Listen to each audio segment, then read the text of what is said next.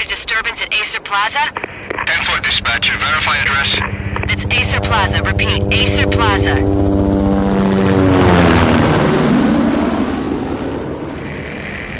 Shots fired on the rooftop. An assault in progress at Acer Plaza. Repeat, an assault in progress.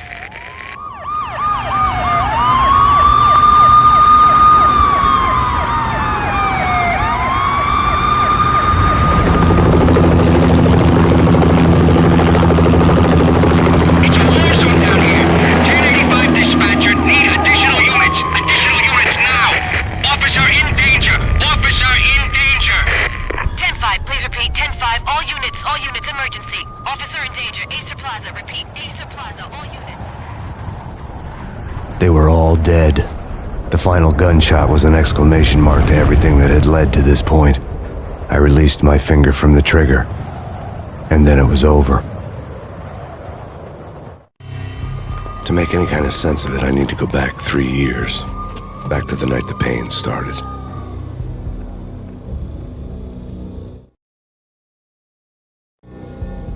I was still on the force back then. NYPD, Manhattan, Midtown North Precinct, Hell's Kitchen. So when are you coming to work for me, Detective Payne? You'd make me work undercover in some hellhole. Sorry, Alex. Michelle and the baby come first. See? My last smoke. It's bad for the baby. That's you, Max. A regular Boy Scout. See, Alex. Still on for poker Thursday night, right? Like taking candy from a baby. Life was good. The sun setting on a sweet summer's day. The smell of freshly mowed lawns. The sounds of children playing. A house across the river on the Jersey side. Beautiful wife and a baby girl. The American dream come true. Honey, I'm home. But dreams have a nasty habit of going bad when you're not looking. The sun went down with practiced bravado. Twilight crawled across the sky, laden with foreboding.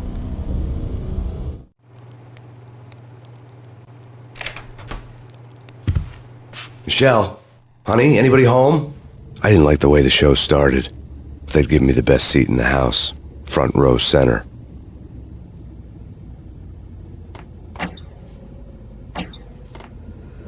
What the hell? Something ugly had been tattooed on the wall, a map of things to come.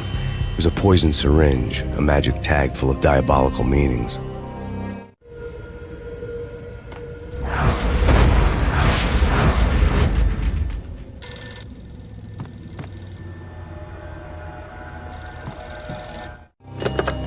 Listen, someone's broken into my house. Call 911. Is this the Payne residence? Yes, someone's broken into my house. They're still here. You have to... Good. I'm afraid I cannot help you. Who is this? Hello?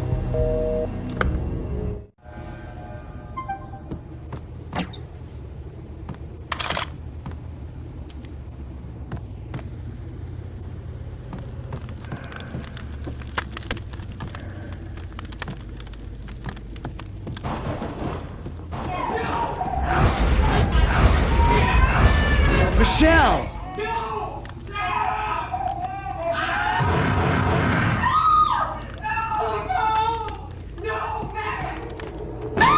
Michelle!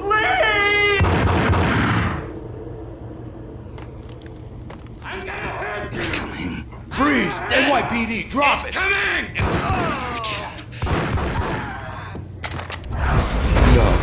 No, please God, no. The flesh of fallen angels!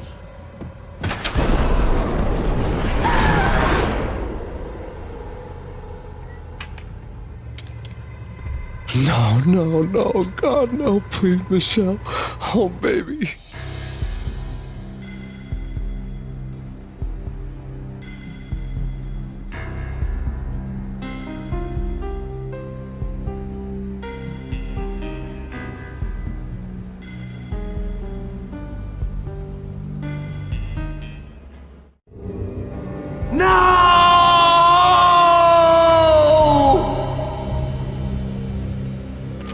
That was 3 years ago. Everything ripped apart in a New York minute. The killer junkies had been high on a previously unknown designer drug, Valkyr, V. After the funeral, I told Alex I'd be transferring to the DEA. It took us 3 long years to get a break in the Valkyr case. Then, finally, 2 months ago, a dime dropper tipped us off that Jack Lupino, a mob boss in the Punchinello crime family, was trafficking. I went undercover, infiltrated the worst mafia family in New York.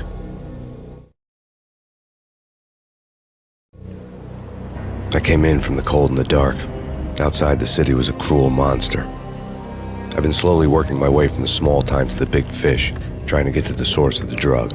Alex and BB were my only contacts in the DEA, the only ones in this decrepit city who knew I was down here. BB here. Something urgent has come up with Jack Lupino. You need to meet with Alex immediately at the Roscoe Street station. I hadn't had a face-to-face with Alex since I'd gone undercover. Outside, the mercury was falling fast. It was colder than the devil's heart, raining ice pitchforks as if the heavens were ready to fall. Everyone was running for shelter like there was no tomorrow. It didn't get any better when I got to the subway. The feeling hit me like a point-blank shot straight in the face. Something was not right about this. My Beretta stirred nervously under my coat, but the train doors had already shut behind me, and I was in for the ride. Next stop, Roscoe Street Station, and Alex.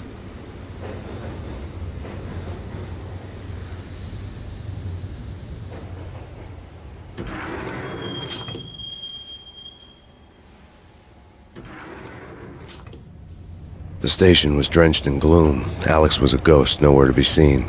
I'd have to look for him.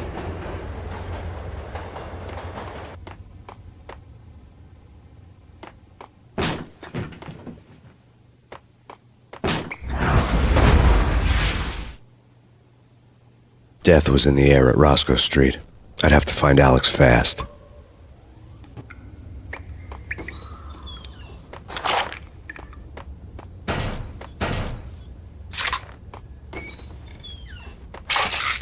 The pills would ease the pain.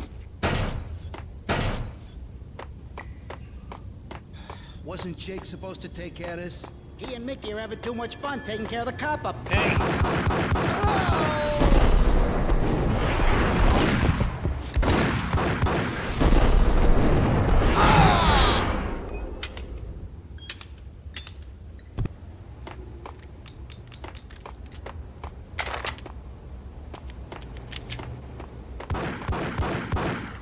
Yeah, he's dead already.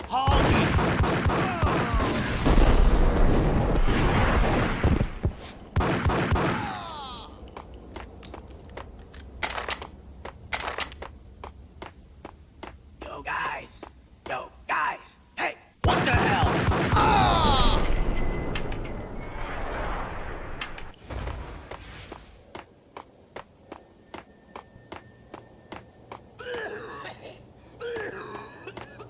Yo!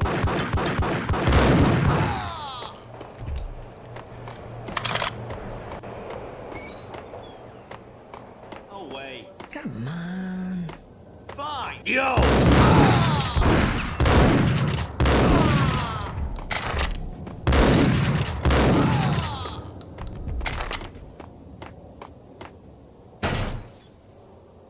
While looking for Alex, I had ended up in the middle of a big-time crime operation.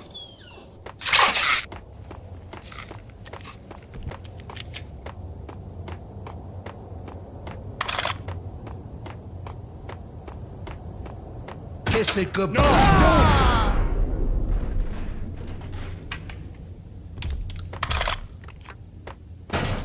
You saved me, man. What's going on here? A massacre. These armed thugs just appeared from nowhere. We need to get help. I can make the call from the control room 1 floor up. Can you take me there? Sure, sounds good. Follow me.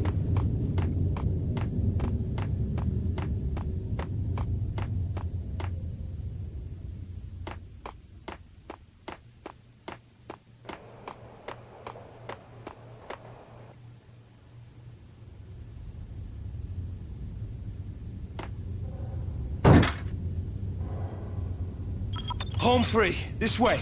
Hey, Look yeah! out!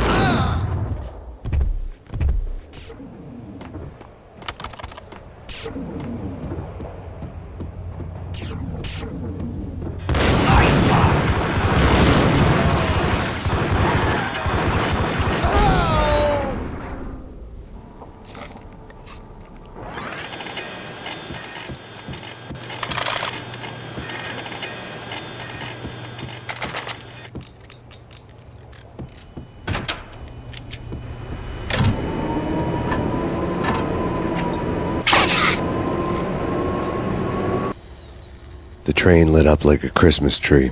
The power was back on.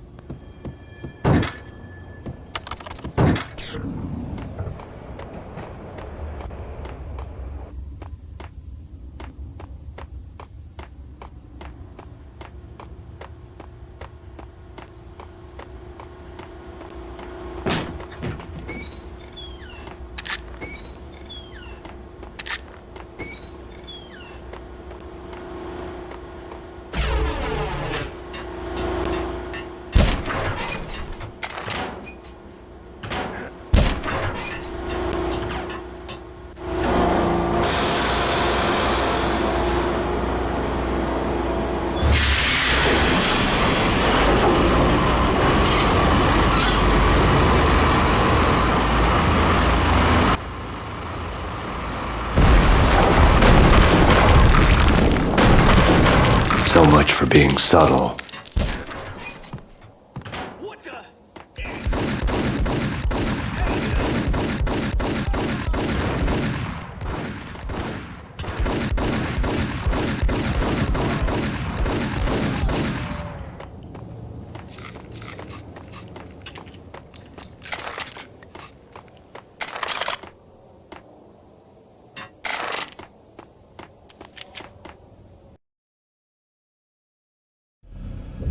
The rusty door led to an abandoned part of the station, closed off since the early 40s. Something big was going down in Roscoe Street. Maybe that's why Alex had wanted to meet me here. Maybe not. One way or the other, I was gonna find out.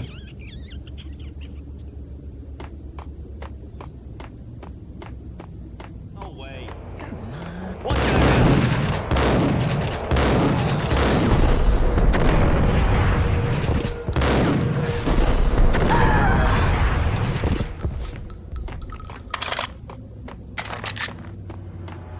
What the hell?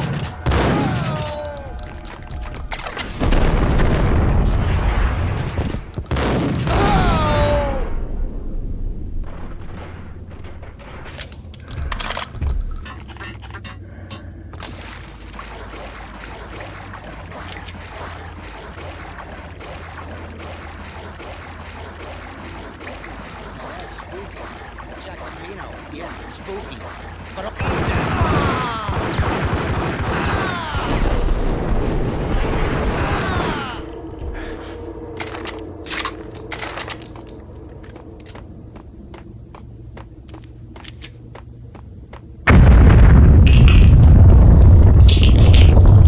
What the hell was that? All done here. Give me the detonator. What are you talking about? The detonator. I thought you'd bring it. You were supposed to bring it. Yeah, right.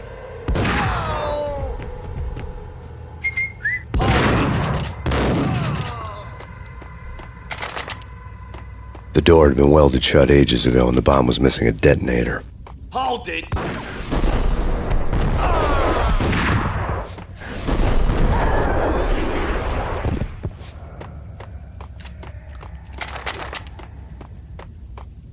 Okay, fellas. The police are on their way.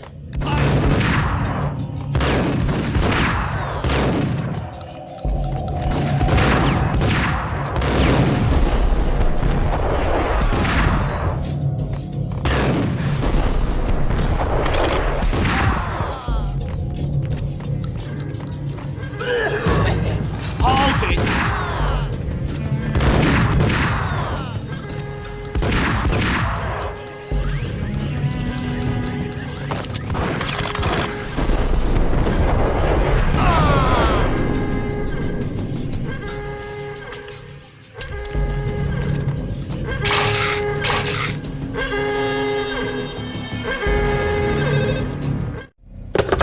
We come to you now live from the crime scene. Who is this? Right back at you. This is Deputy Chief Jim Bravura from the NYPD. You are to cease your criminal activities and surrender immediately. Sure thing, Jim. Me and the boys have been talking and everyone's real sorry. They'll never do it again. Who the hell is this?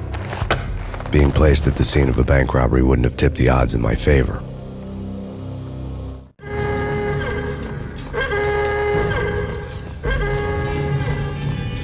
The bank robber's score lay on the table.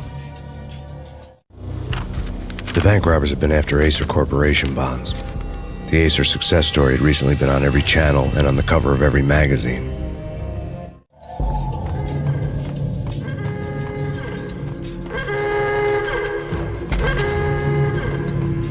The bank robbers had left their tools on the table. Judging by the detonators, the crooks had bought enough explosives to send Lady Liberty into orbit.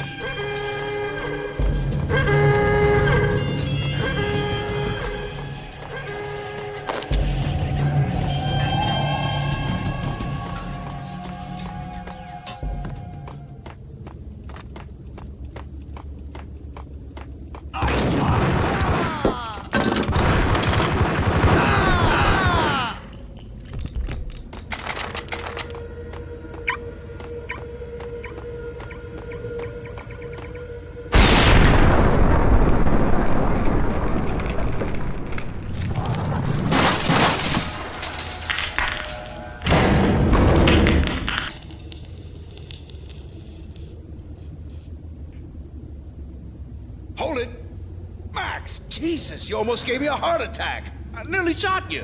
Alex, am I glad to see you. What the hell's going on? There are more corpses here than at the city morgue. It's an armed robbery, a tunnel job straight to the Roscoe Bank vault through the old station wall. Is this why? This is Lupino's gig? This is Lupino's doing? Lupino's men? Really? You sure know how to pick a place? Can you get through? No, it's locked. We gotta get out of here. If it's Lupino, it's... Alex? Alex!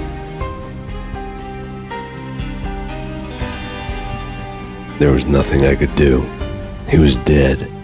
I could tell by the empty, accusing stare of his eyes.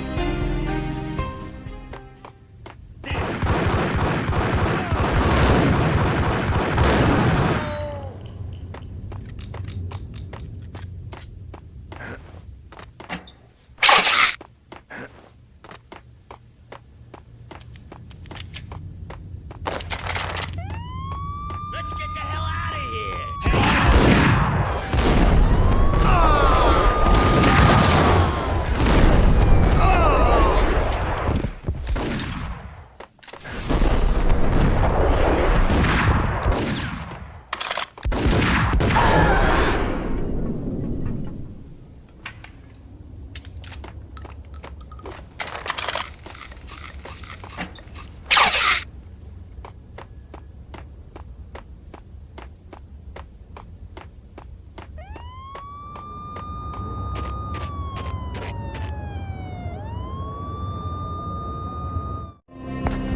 Alex had kept me relatively sane for the past 3 years. Now I didn't know how I felt. Somehow he had stumbled upon something big and ended up stepping on Jack Lupino's toes.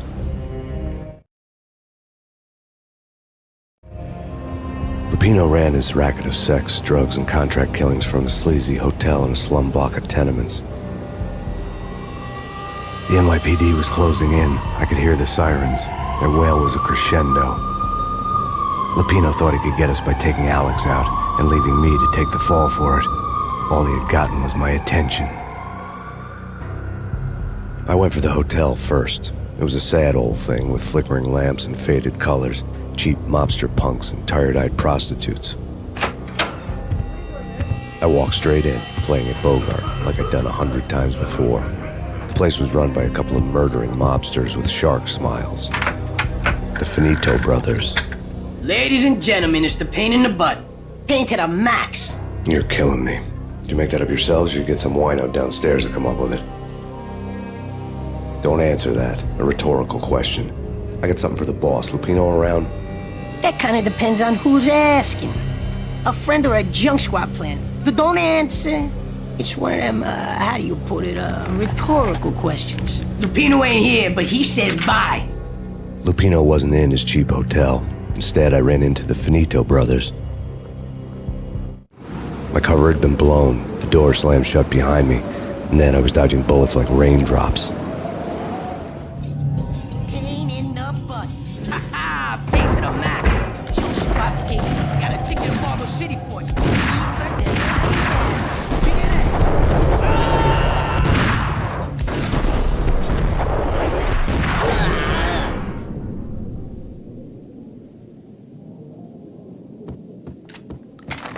letter on the desk caught my eye. Bosses, everything all right? I had met Lupino only once. The gangster ran all his rackets through his right-hand man, Vinny Gagniti. Gagniti was a high-strung whiner on the verge of breaking apart, like an overamped Energizer bunny. He had the brains to run the business, but he lacked the balls, always falling short, taking his frustration out on underage addicts and call girls. The V deal goes down at your hotel. Jack's exact words, quote, "Vinny, you're in charge of this one," unquote. Rico Muerte's coming to see it through. Anything goes wrong and everybody's gonna get dead. Goes double for you. Treat this guy real good. Anything he wants, you give him. Don't screw this up or you're finito, finitos. A V deal meant added security, locked doors, lots of nervous thugs with itchy trigger fingers. I'd seen nothing coming in, but that didn't mean it hadn't been there. Rico Muerte was a regular Kaiser Soze, a spook story told to keep the apes in line. 313. The Finitos had scribbled Muerte's room number on the note's margin. Bosses, Joey, Virgilio, you all right in there? They're not answering. Call the others. Tell them to come quick. Okay, but we can't wait for them. We gotta go in now. Bosses, we're coming in. It's Payne!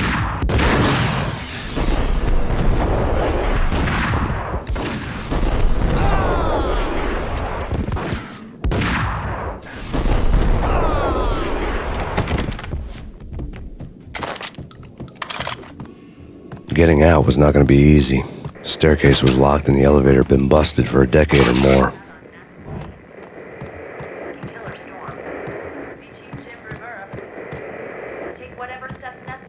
In his press conference today, the mayor stated that Valkyr represents a clear danger to New York and called for drastic actions to eliminate the problem.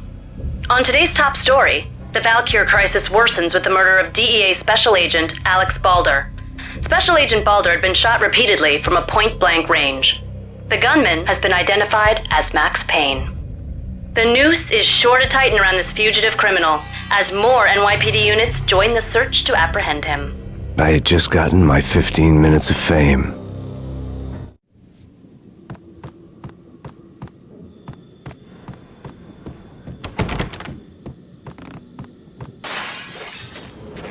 Yeah, something's wrong with the bosses. Payne's there and they're not answering.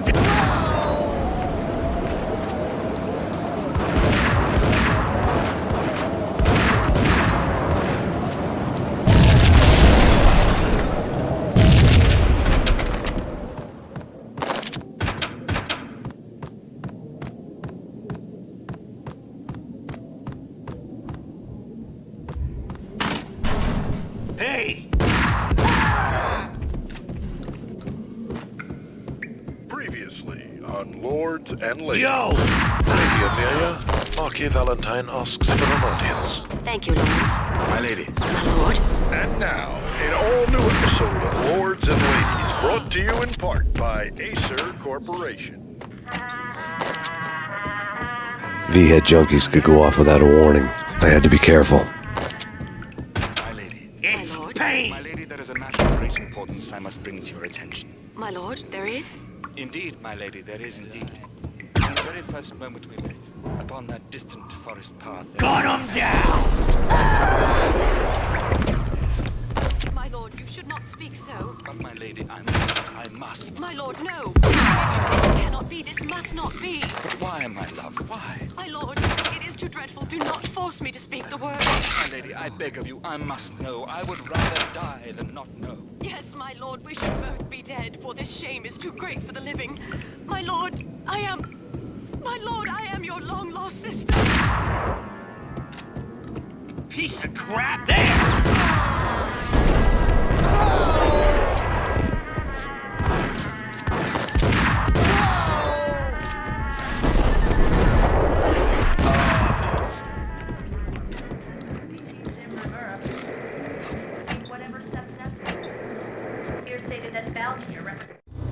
Tonight, the city's fight against the nightmare drug Valkyr took a turn for the worse as DEA Special Agent Alex Balder was found brutally slain at the Roscoe Street subway station.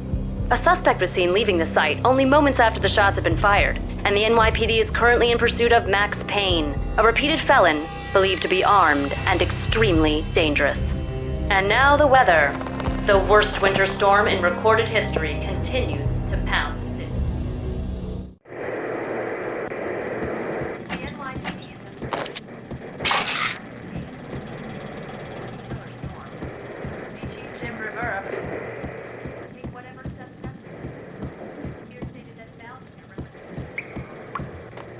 Oh, man. Messy inside. You're gonna die. You're gonna die. Gun him down!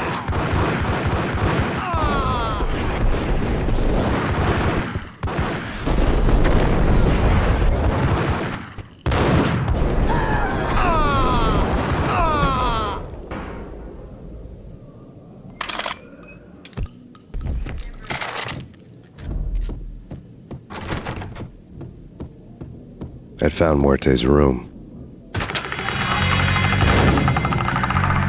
Muerte had received a letter. Our investigation had turned up nothing to link Angelo Punchinello, the head of the Punchinello family, to Valkyr. All tracks had ended with Jack Lupino. The letter in Muerte's room was signed by the Don himself. It was the first hint that the Kingpin knew what was brewing inside his syndicate. The trouble you got into after the Chicago screw-up. The Punchinello family bailed you out. You have been waiting for a chance to pay us back. One of our trusted boys has a monkey the size of King Kong on his back. We need your special skills for backup on a major deal. Collecting evidence had gotten old a few hundred bullets back. I was already so far past the point of no return I couldn't even remember what it looked like when I had passed it.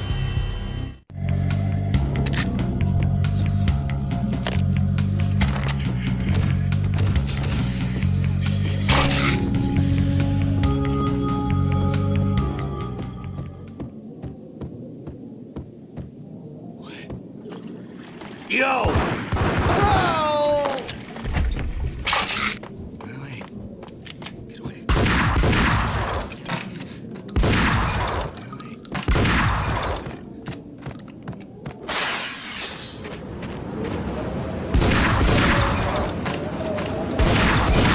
I didn't want to know what had happened here.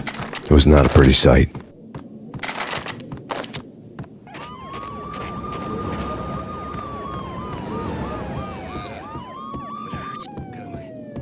No way.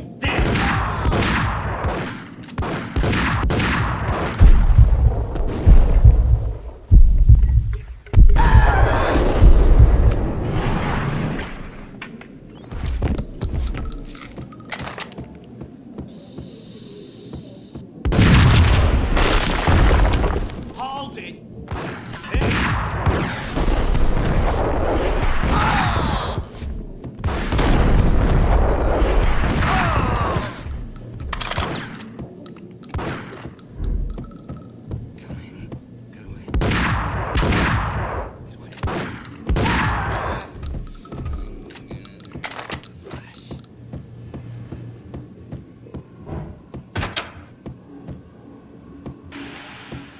The hooker had left her diary on the table. The diary belonged to a hooker named Candy Dawn. The read would have made a vice cop blush. Had talks with the mystery hag over the phone again. Sent her the latest One-Eyed Alfred tape. As long as the hag keeps paying for the tapes, the old man could come every day for all I care. She had a nice sideline, making secret X-rated flicks of her clients and selling them to the highest bidder. They would get her killed if her V-fix for the day didn't do it first.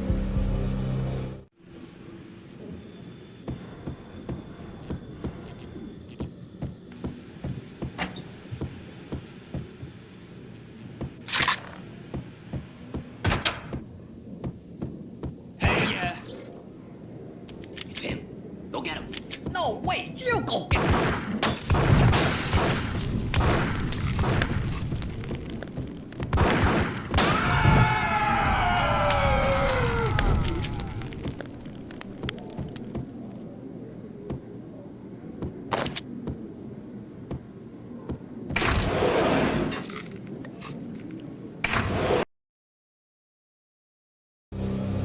The old service elevator rumbled down to the bowels of Jack Lupino's hotel.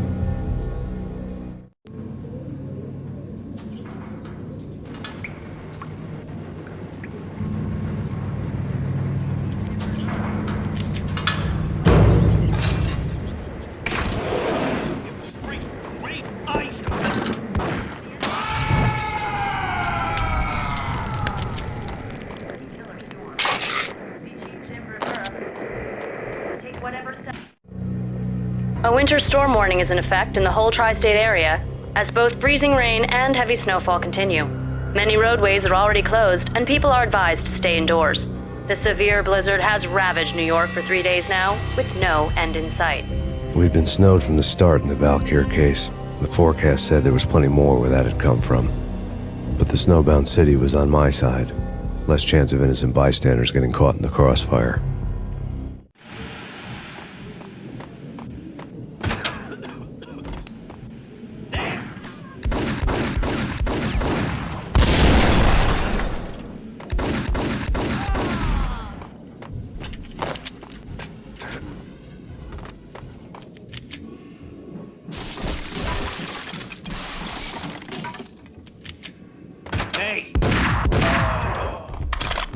Exhibit number 1, a newspaper. A dead man tied to a chair lay on the boiler room floor. Captain Baseball Bat Boy has an unbeatable track record in superhero death matches. But a 6-pack of root beer gets me every time. The murder weapon was a baseball bat, now lying in a pool of drying blood next to a newspaper folded open on a Captain Baseball Bat Boy comic strip. Take vampire movies. Why are they always set in L.A.? Gun them down.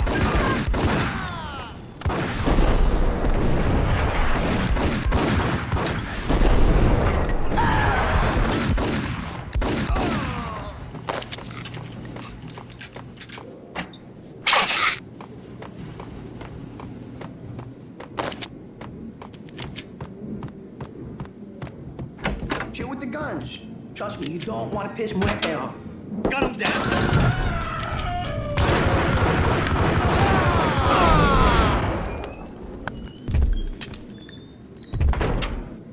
A lifetime ago, this would have gone down as a narcotics arrest. It was dirty money. The transparent cylinders glowed green, full of Valkyr.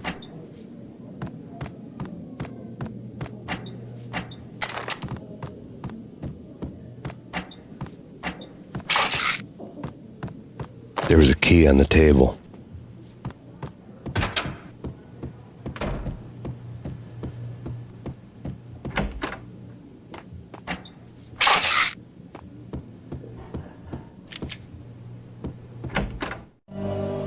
Two mad dog killers, ready to murder each other.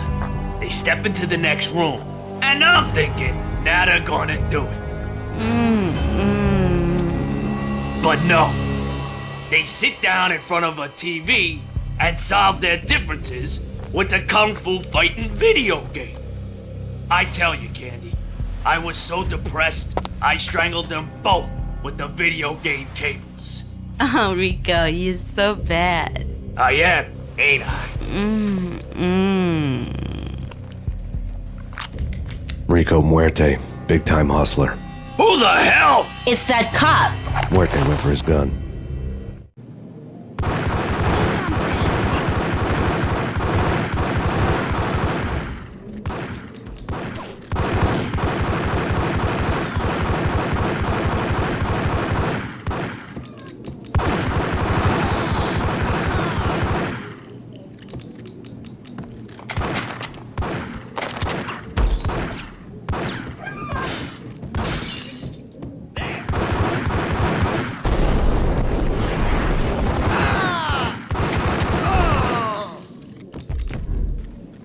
The antique switchboard was still in use. There was an old telephone switchboard in the back room of the reception area, the kind that made phone tapping child's play. It wasn't hard to picture a fat pimp sweating with headphones on, listening to his hookers talk dirty and fake orgasms over a web of party lines, the blood veins of New York. Right now, there was a different set of moans and groans going on. Boss, Cornelia, this Max Payne. He came, started capping us. He killed him. Are you freaking kidding me? He's just one lousy cop. You better be freaking kidding me. Whack him. What's the freaking problem? Hello? Answer me. Hello? The word was out. A deadly virus released into the city's corrupt circulatory system. Something wicked this way comes. Max Payne at large.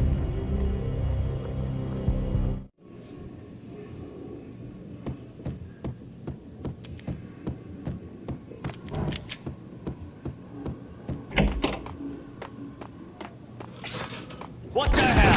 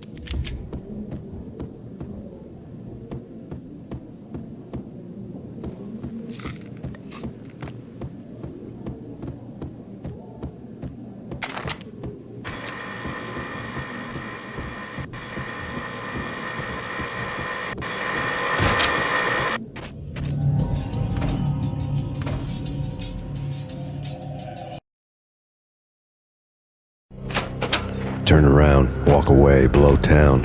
That would have been the smart thing to do. Guess I wasn't that smart.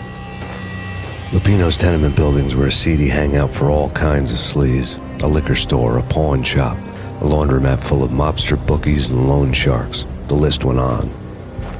The how and why of it was a mystery to me, but they knew I was a cop. They knew I was coming, and they were going to get real trigger happy about it. I got to see Lupino's hangout all lit up. A bomb went off, turning snow into liquid gold. A pillar of fire lifted the remains of a car straight up into the air. The flames were highlighted on the hood of a black Mercedes-Benz as it coasted down the street real slow, as if the driver didn't have a worry in the world. I got a good look at the man riding shotgun. It was Vladimir, the head of the local Russian mob, the fly in Don Punchinello's suit. The ringing in my ears was the sound of a mob war being waged.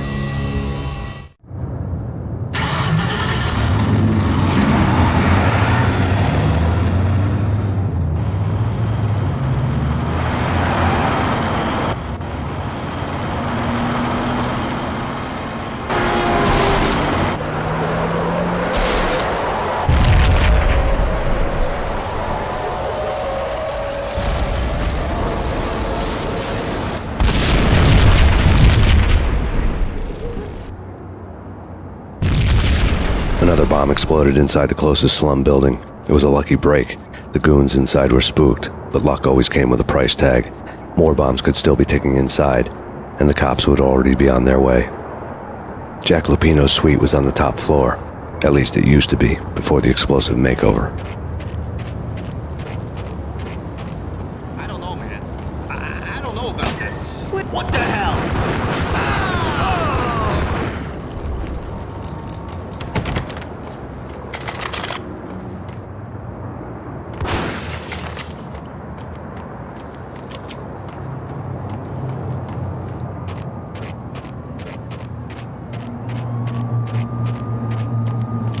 The headlines were a depressing read. The headlines were screaming bloody murder. The storm was a screaming duet with the approaching prowl car sirens. It was all a scream when you were down for the count and wanted for murder.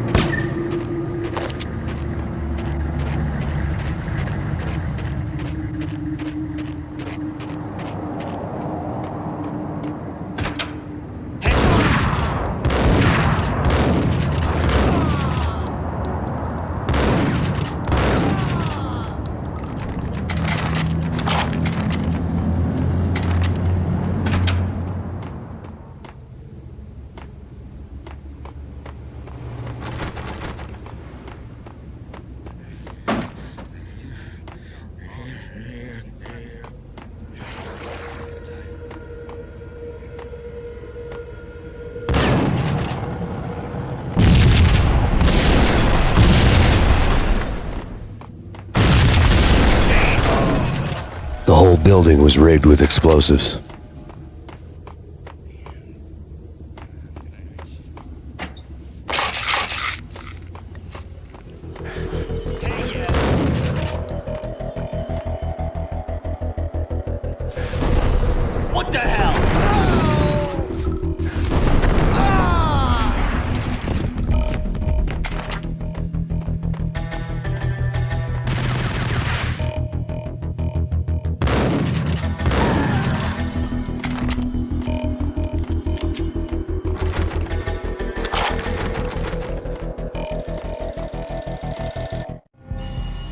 A beaten-up phone in the entrance hall was ringing. It could have been just a junkie in need of a fix, but it turned out to be something more sinister than that. Am I speaking to Mr. Payne? Who wants to know? My name is Alfred Wooden. You must hurry. The police are on their way. Tell me something I don't know. They know you're there. How? And what's it to you? I will contact you again. The cops arrived, sirens singing in the off-key harmony of a manic-depressive choir. I had a few minutes while the SWAT team would go through their usual routine.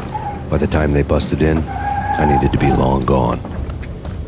Max Payne, this is Deputy Chief Jim Bravura from the NYPD. Drop your weapons and come out with your hands above your head.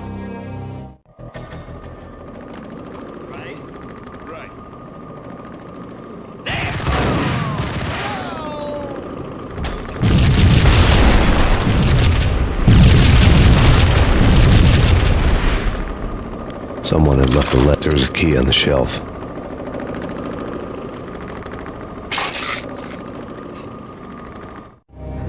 Suddenly it all made sense. The bombs, the Russian mob boss making an appearance in person. Gognitti was his usual self, all talk and no walk. After our hit, the Russian has only a couple of guns left and they can be bought. There's no freaking way he has the guts to try anything after that. As it turned out, the Russian had plenty of guts. One thing you could count on, you push a man too far and sooner or later he'd start pushing back. Max Payne, this is your final warning. Surrender or be forced to... Hold it!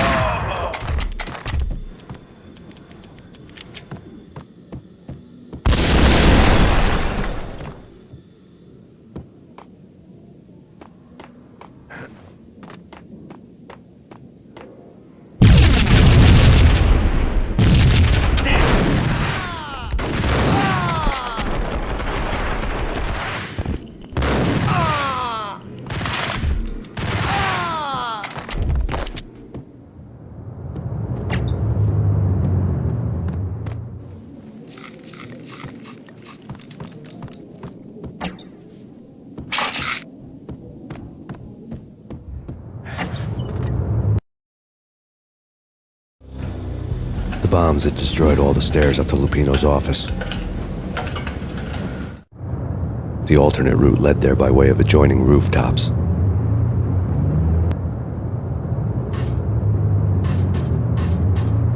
It's never been this cold. Never ever. It's like the sky's falling. Yes, sir. It's the end of the world as we know it. Man, I don't feel fine. I don't feel anything. Not a thing. To get to the roof, I'd need to get to the elevator through the locked door up ahead.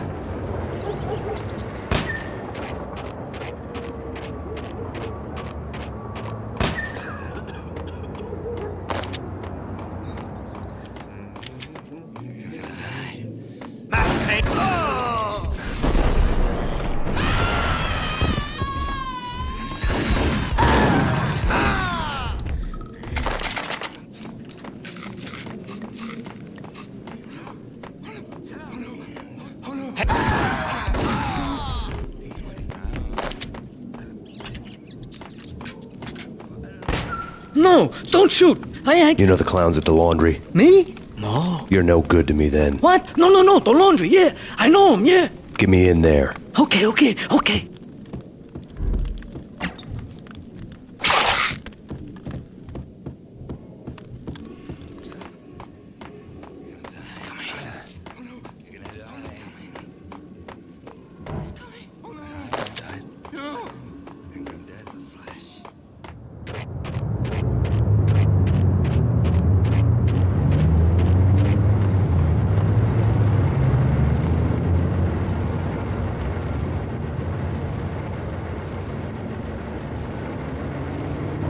It's me. Open up. Let me in, quick. Not so fast. The password. John who? Come on. Okay, John, whoa. All right. Come right in. It's Payne!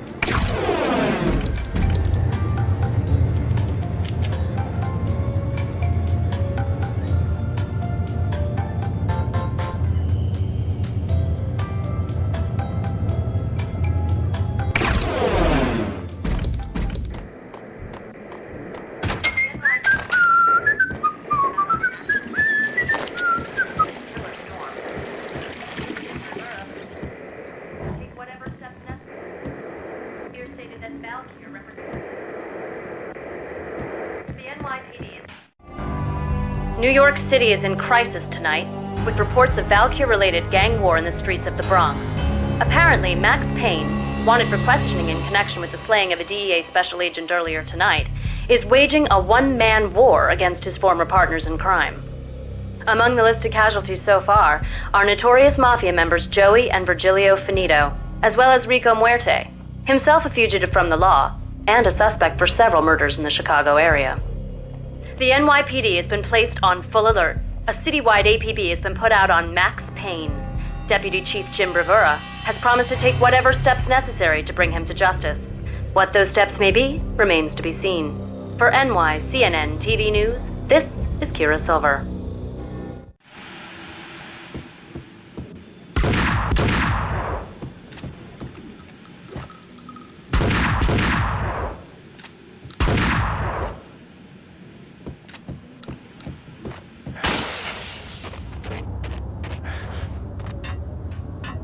This week on Address Unknown. I want to go there. What? It's the last place I was. But that's where I always end up. Only, it's not me talking to the pink flamingo, but someone who looks the part down to the finest detail. Except that he's here. I'm watching all of it. Flamingo speaks.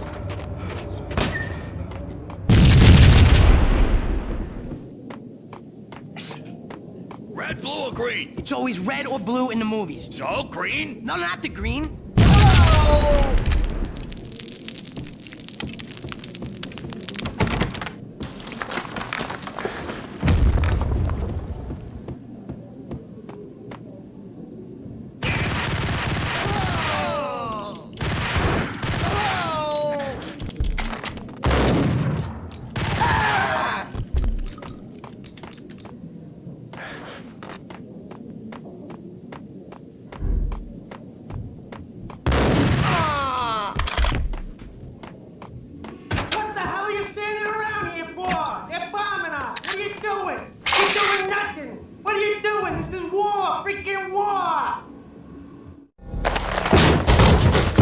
Vinny Gognitti, just the man I've been killing to see. Payne? Freaking fed! I knew from day one there was something screwy about you.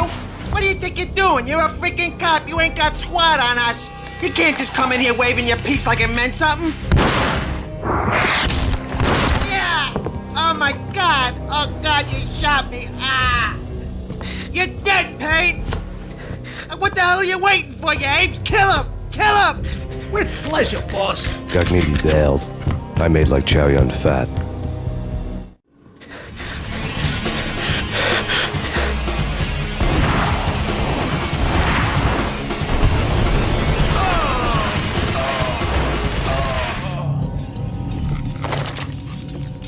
A crumpled letter lay on Gognitti's desk. The letter was addressed to Don Punchinello, but Vinny had never had the nerve to finish it. Jack's gone voodoo. Just the other night, he shot Dino because he wanted to see what his brains looked like splattered on the wall. He's a freaking mad dog. We're running out of men and business fast. Gognitti had been living in mortal fear of his boss. Jack Lupino was a psycho.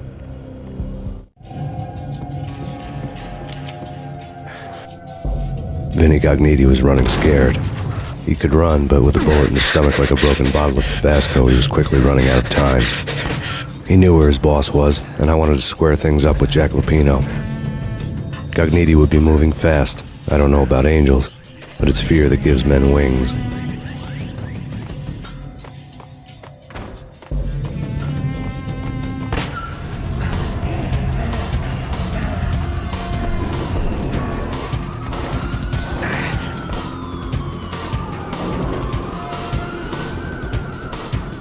Gognitti hitched a ride.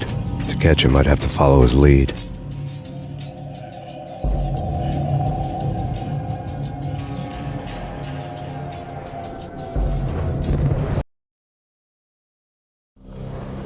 This was my second train ride of the night. The way it started didn't promise anything better than the last one. Freezing wind tearing at my face like sandpaper and razors, ice hard and slick under my hands and feet. And somewhere in the background, the wail of sirens, the city howling after me. New York sped by in fast forward. Dark rooftop water towers and a dead forest of antennas and chimneys, all a blur. When the train he was riding slowed down, Gognitti made his move.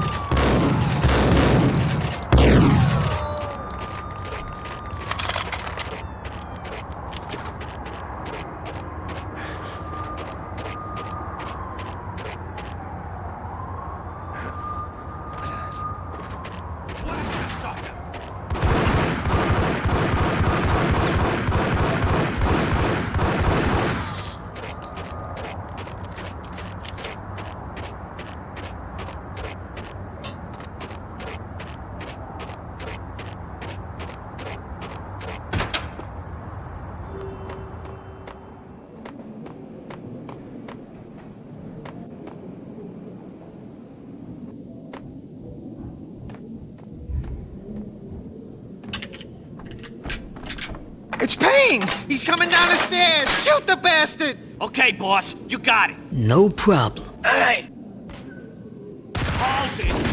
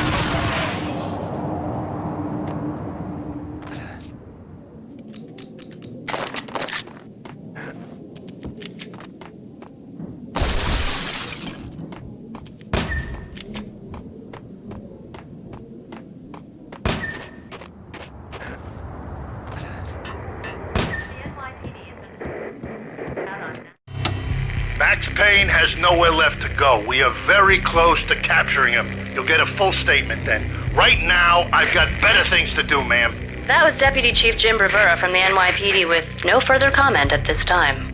Apart from his suspicious food habits, I figured Bravura to be one of the good guys. Fate had just dropped us on different sides in this.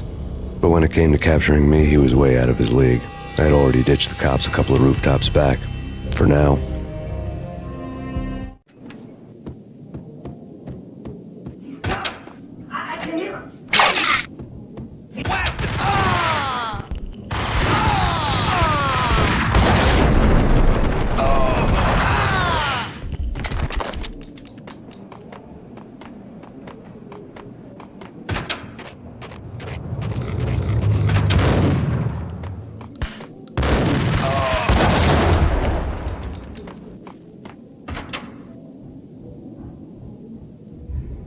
Open, goddammit! Payne! I'll kill you, you lousy freaking cop!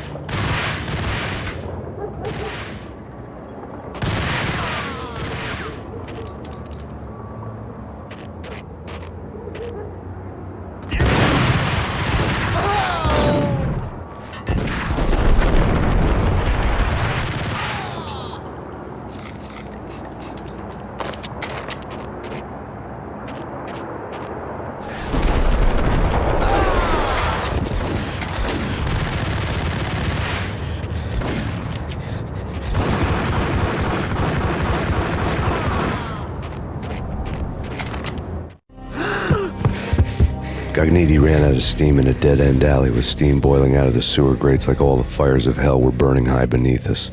It was shakedown time. Where's Lupino? Screw you! Bad start, Vinny. Police brutality! I rate pretty high on that. You can't just hurt me in cold blood? Just keep telling yourself that. Listen good, Candyman. I'm not gonna be anybody's fall guy. I wanna know where your boss is hiding. There was no glory in this. I hadn't asked for this crap. Trouble had come to me in big dark swarms. The good and the just were like gold dust in the city. I had no illusions. I was not one of them. I was no hero. Just me and the gun and the crook. My options had decreased to a singular course. I'll tell you, just don't hurt me no more. Lupino's at Ragnarok, the nightclub. Book me, take me in, hold me to the freaking jail, just don't hurt me. Your rights will be read at your funeral. Ragnarok was Lupino's private nightclub, a den of drugs built into an old theater. I knew what waited inside. V-head junkies ready to explode in random acts of senseless violence, and Lupino's goon squad, the worst stone-cold killers this side of hell. Ragnarok was as inviting as a headache, flickering and flashing to a machine gun beat. The belly of the nightclub was a gothic theme park that began with bondage games and led to the nasty stuff from there. As subtle with its dark message as a cop-killer bullet through the heart. Like father, like son, just like Jack Lupino.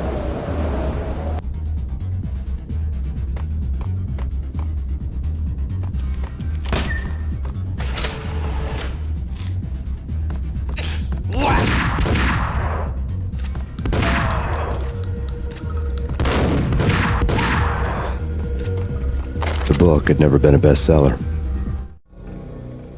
Given the setting, I was surprised to find that somebody had been passing time reading. The paperback was entitled, The Age of Murder and Storm. The blurb on the back mentioned Norse mythos and Ragnarok, the end of a Viking world with a terrible winter that covered the earth in ice, when vile crimes were rampant and all humanity lost. I could see how somebody impressionable might get it into their head that we were at the end of time. I was also beginning to see what the nightclub and its owner were all about.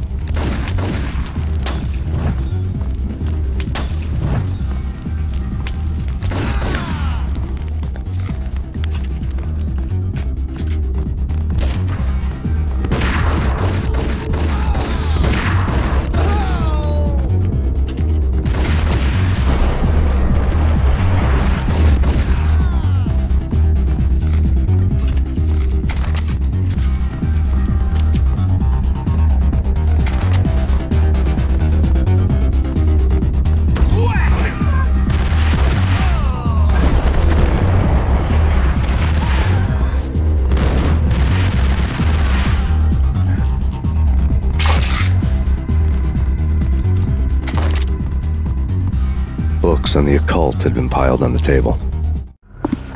The room was stacked with light reading, such as Necronomicon, Witchcraft, and Paradise Lost. Old exotic titles like Malleus Maleficarum and De Umbrarum Reini Novum Portus.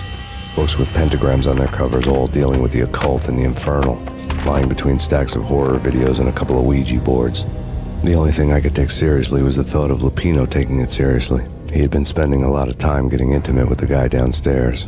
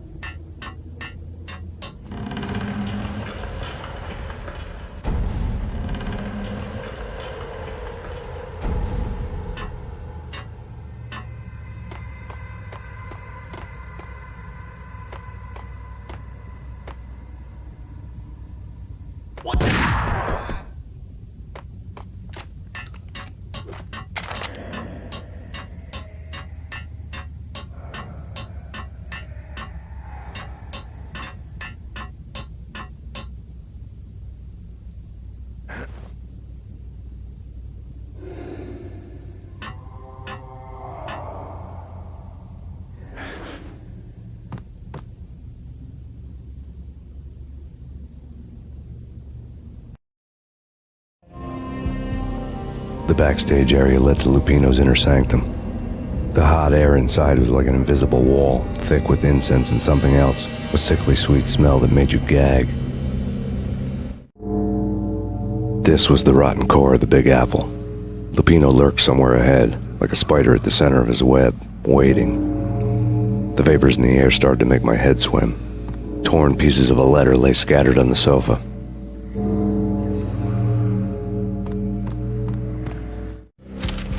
Punchinello had threatened Lupino in writing.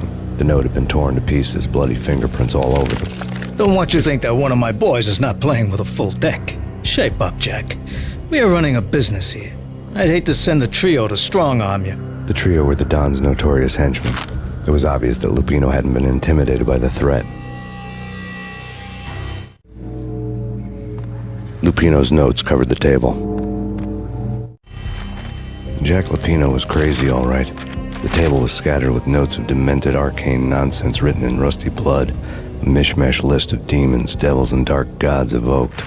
Beelzebub, Asmodeus, Baphomet, Lucifer, Loki, Cthulhu, Lilith, Hela, blood given to you all. He was after that old Faustian deal, your soul for power and fortune. Just sign on the dotted line with your blood. Lupino's notebook lay on the pedestal. Jack Lupino was crazy, all right. Mythic wolves, let loose to devour the sun and the moon. Lupino is the wolf. I'm Mr. Beast, the big bad Fenris wolf. I'm the end of the world man, wearing the flesh of fallen angels. After Y2K, the end of the world had become a cliché. But who was I to talk? A brooding underdog avenger alone against an empire of evil, out to right a grave injustice. Everything was subjective. There were only personal apocalypses. Nothing is a cliché when it's happening to you. The flesh of fallen angels! Come to me all! Astaroth, Beelzebub, Asmodeus, Baphomet, Lucifer, Loki, Satan, Cthulhu, Lilith, Hela! Blood to you all! Secret, living under the skin of reality. I've seen it. The corruption of flesh.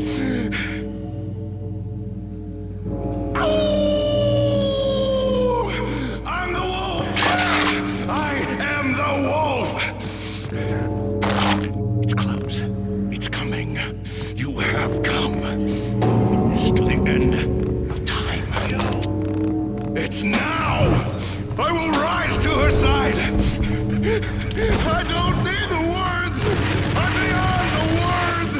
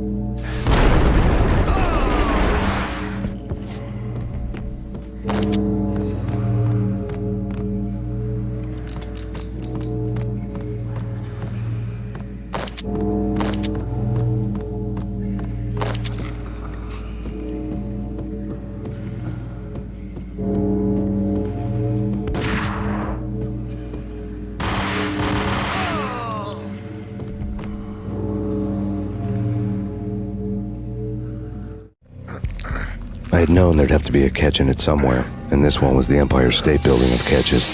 Lupino was pumped up and dying to go 15 rounds with a mutant alligator. And then he started this spooky monkey talk, straight from a bad dream. Mine. I have tasted the flesh of fallen angels. I've tasted the devil's green blood. It runs in my veins. I've seen beyond a world of skin, the architecture of blood and bow and arrow. Death is coming!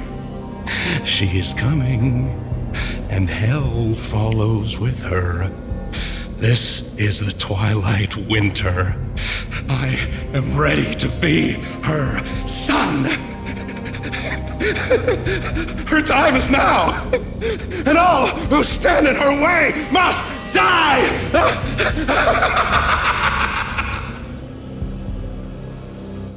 Die! You'll die! You'll die! Now! All die! Oh!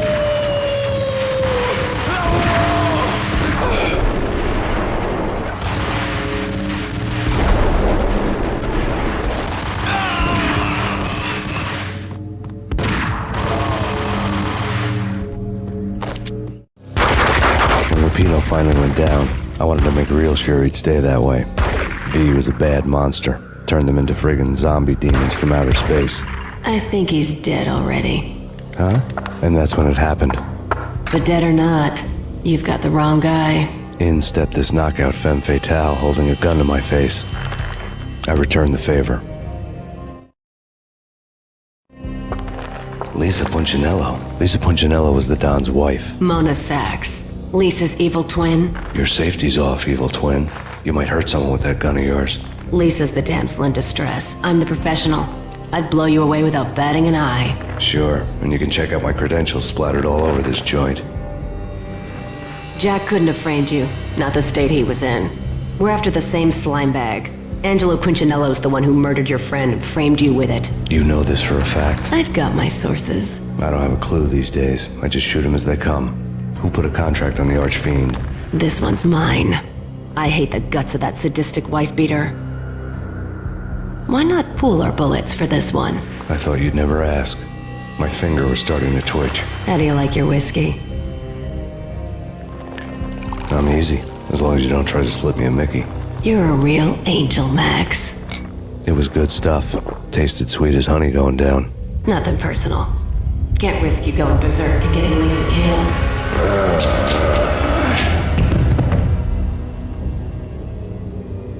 The nightmare was always the same. Violent shapes moving in darkness, old and ugly. The killer's mad laughter was a riddle filled with wicked innuendo.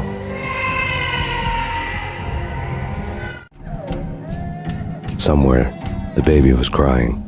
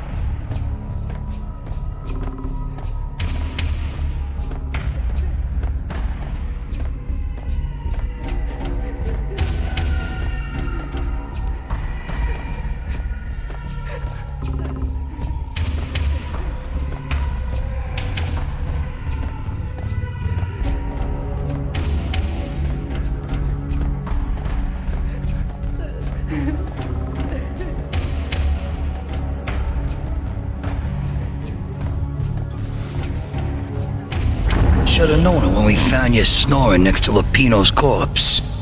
A comedian, huh? The pictures were filled with good old times. Alex and I had a few moments of glory between us. Crime-fighting comrades, the best in NYPD DEA collaborative team. Good-hearted macho bullshit like that. I would have given anything to have him here as my backup. No such luck. No luck at all. Michelle looked at me from the photo. The Payne family. Happiness captured in a Polaroid moment. I had thought it would last forever, till death do us part. I didn't want to think about it. As long as I didn't, it could never happen. But I had broken my own rule. The thought had already slipped in. Fear was rusty needles poking at my brain. Cold and scaly, it slithered down my chest.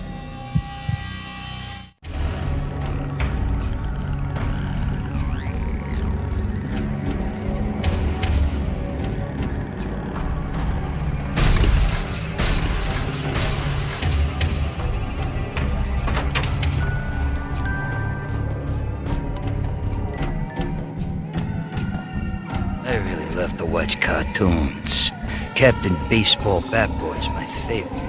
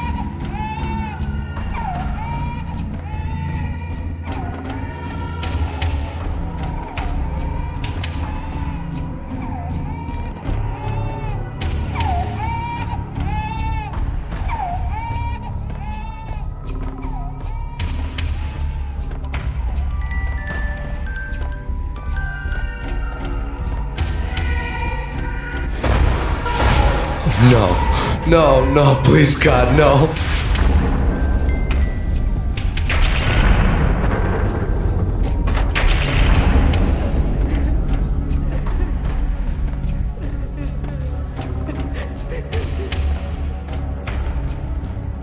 Slice them, dice them, shoot them full of holes, blow them to bits, vaporize them, disintegrate them. No matter what you do, they'll still be back, good as new. Michelle's diary lay on the table. Max, no, please, Max. Why? I didn't mean to. I'm sorry.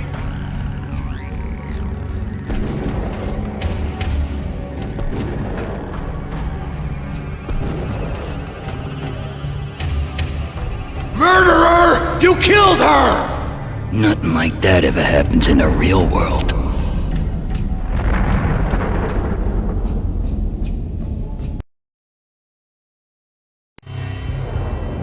I woke up in a bad dream. My head felt 2 sizes too small for my brain. Max Payne. I envy your name. And the killer was smiling. Pleased to meet you. I'm Frankie the Bat Niagara. Niagara, as in you cry a lot? He had a baseball bat and I was tied to a chair. Pissing him off was the smart thing to do.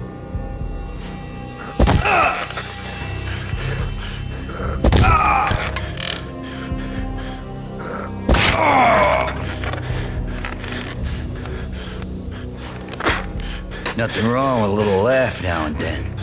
Take me, for example. I love to watch cartoons. Cartoon violence is a fascinating thing. Let's take a break. I need to take a leak and maybe grab a cold one at the bar. Don't worry. I'll be back to finish this off. And then, it's checkout time. You play, you pay, you bastard. He swaggered out, and the door clanged shut behind him, locks clicking into place. Everyone makes mistakes. Mine hadn't been to crack jokes about the goon with the bat. He'd have cracked my skull regardless. It hadn't even been to trust a girl with a gun. I had blindly gone after the first bad guy on my hit list when I should have been aiming further up the ladder, at the head of the Punchinello family. I couldn't bring myself to be pissed at Mona. Guess I had a soft spot for her pretty face.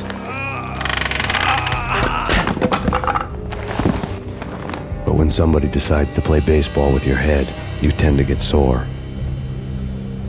They had dragged me back to the basement of Lupino's hotel. I was beaten, bruised, and blue. I felt like the chair I had broken to get free.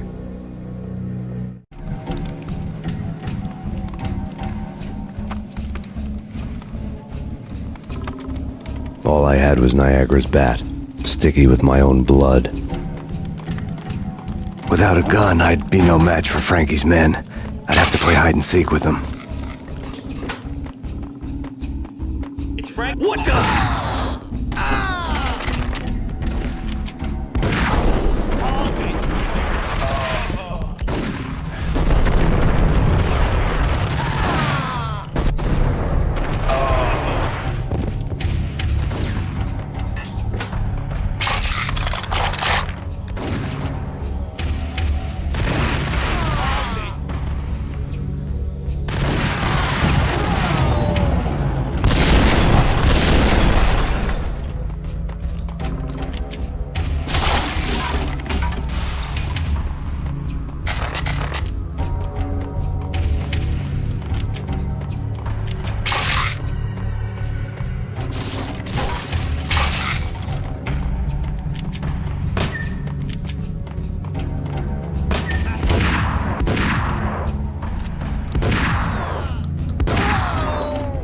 Another newspaper caption for a murder scene. Frankie had left his calling card, a Captain Baseball Bat Boy strip, next to a sewer passage filled with bodies. You'd better not mess with Captain Baseball Bat Boy. Even my archenemy, Bicycle Helmet Girl, swoons at the sight of me. Aha! There were enough corpses to put a mass murderer to shame.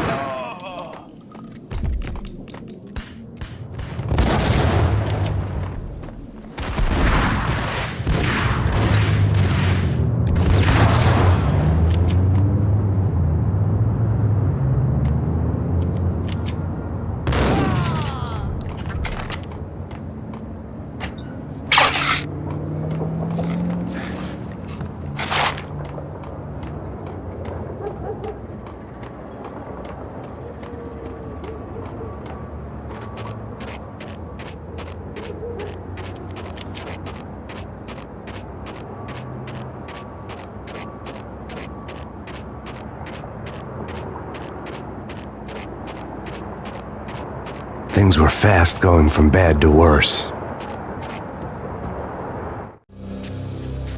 The men in blue had come and gone. They had decorated the place with chalk outlines and tied it together with yellow tape.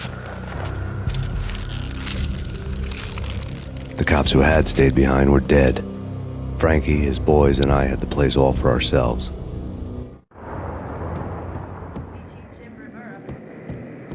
Just forget about it.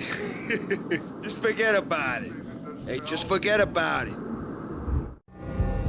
That crazy witch, you should have heard her. She was a real scream when the boys caught her trying to cap the Don. Oh, that's friggin' bad. To the trio? That's even worse than what Frankie's doing to that poor bastard downstairs. She's gonna take a long time to die. The mobster muscle on the phone was talking about Mona. Punchinello's trio were nothing but bad news. It's Payne!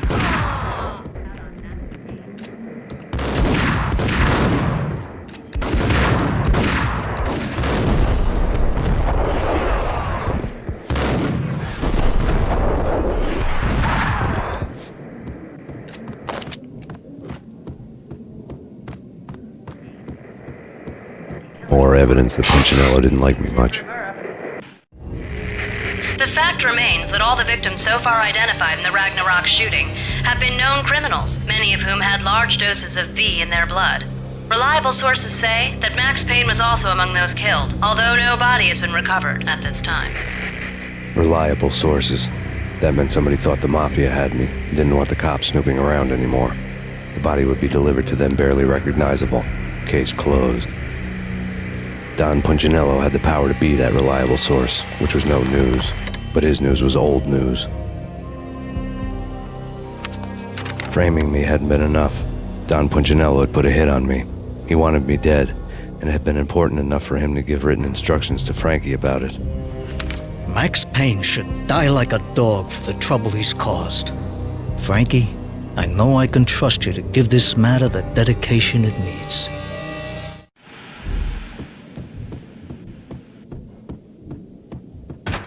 What the?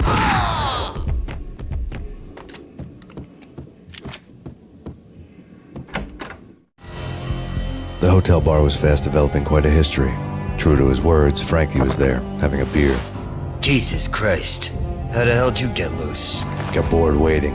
Thought, what the hell, we could just as well finish this here.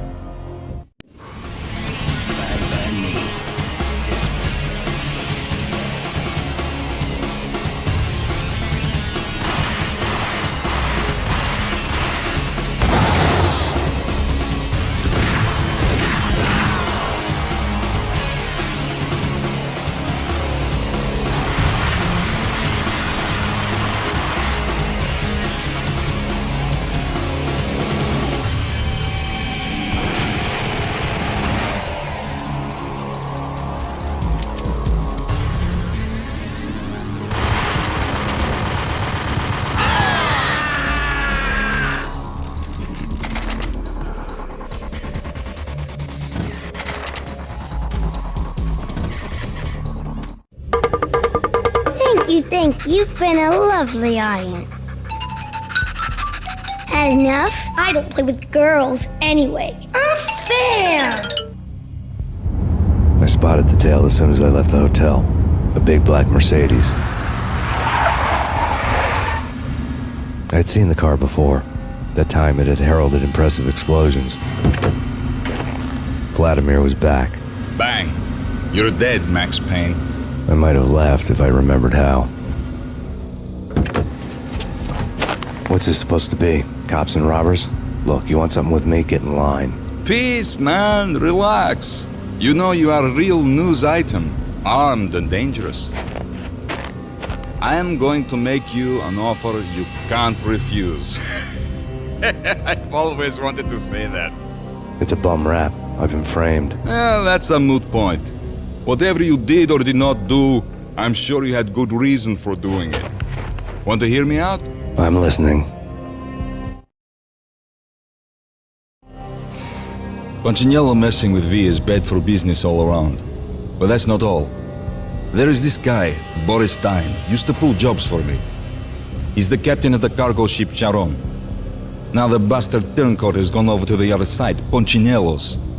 The ship's loaded with high-res hardware, guns, my business. If Punchinello gets hold of that cargo, he's won and I have lost. And you'll have your work cut out for you. If you want to get to Punchinello, you need heavy-duty persuaders. I am just the man to get them for you.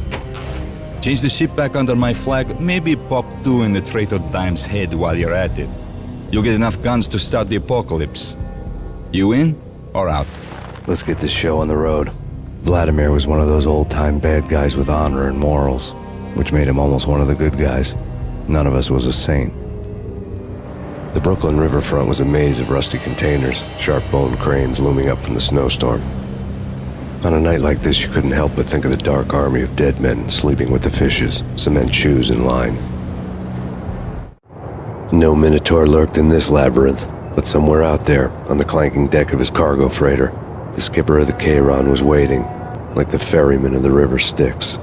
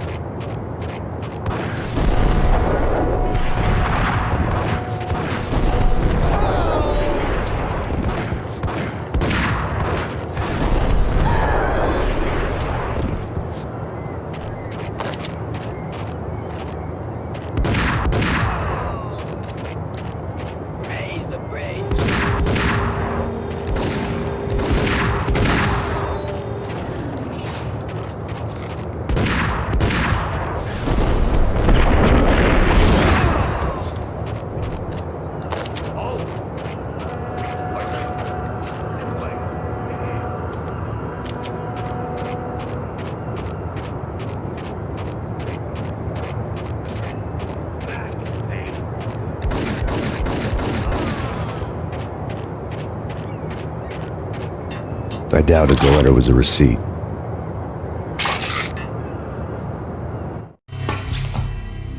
Rico Muerte had come to town to do more than just sort out family troubles. Exhibits number 1, 2, and 3. A briefcase of money, a sniper rifle, and an envelope with one word neatly printed on a folded piece of expensive paper. Mayor. It didn't sound like a mafia contract at all. It was too cold and too to the point.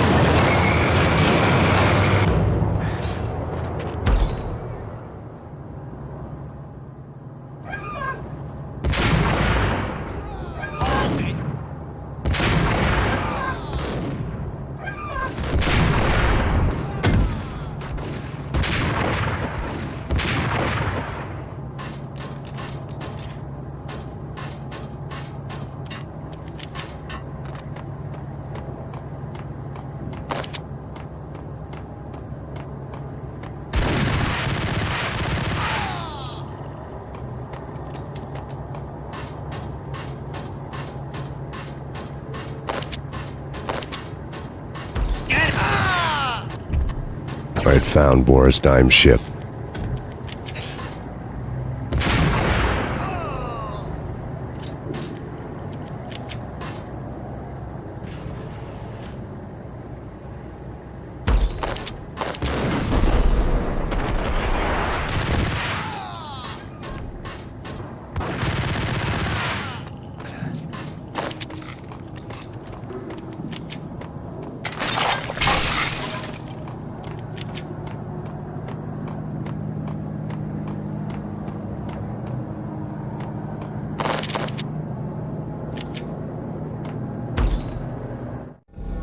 Rust had crept over the sides of the cargo steamer a long time ago.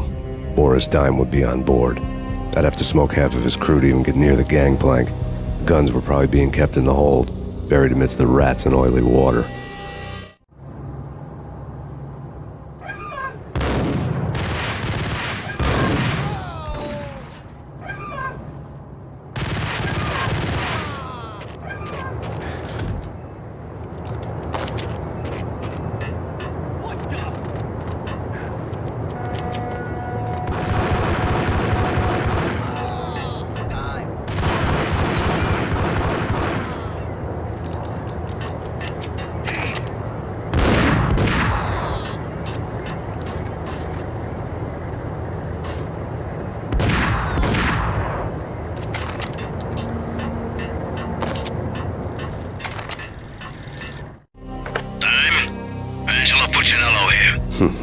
Angie, tell me, how much did Dime cost you?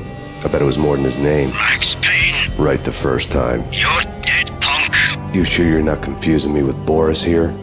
But you are right, of course. Pretty soon we should get together and have a talk. You son of a... Pissing Punchinello off was a dangerous game, but when people get mad, they make mistakes. I should know. That's where I wanted Punchinello, mad enough to trip over his own feet, preferably into a grave.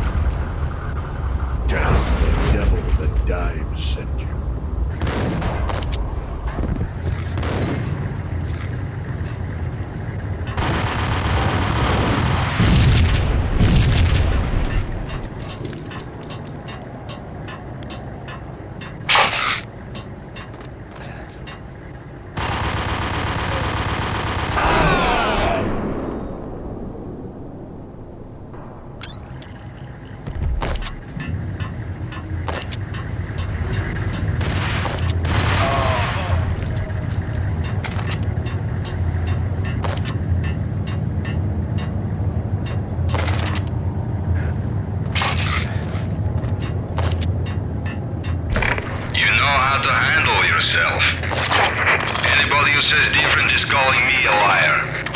Glad of you here. Collect all the guns and ammo you want. Meet me on the bridge afterwards.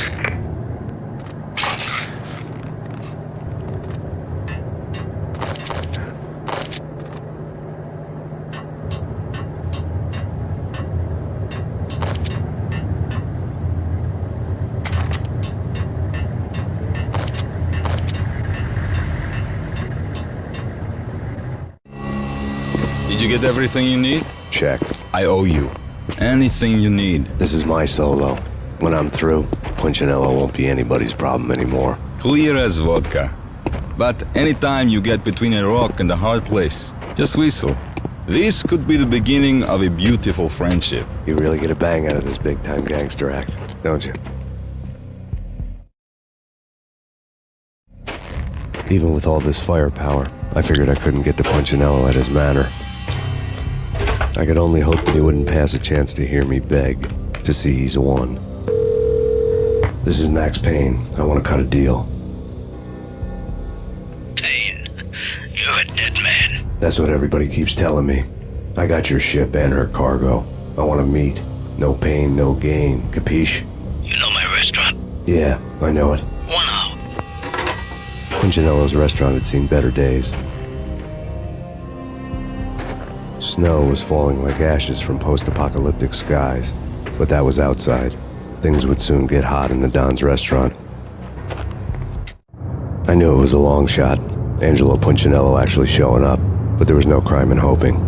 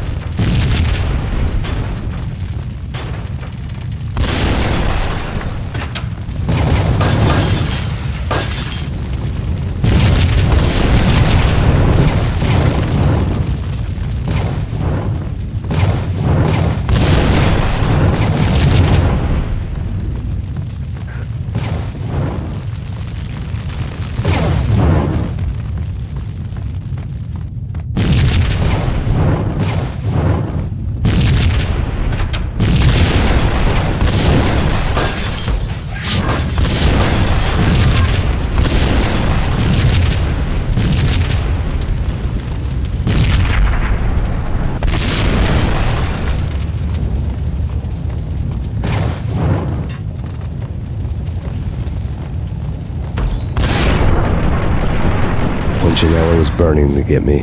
The feeling was mutual. He was trying to put out my flames with gasoline.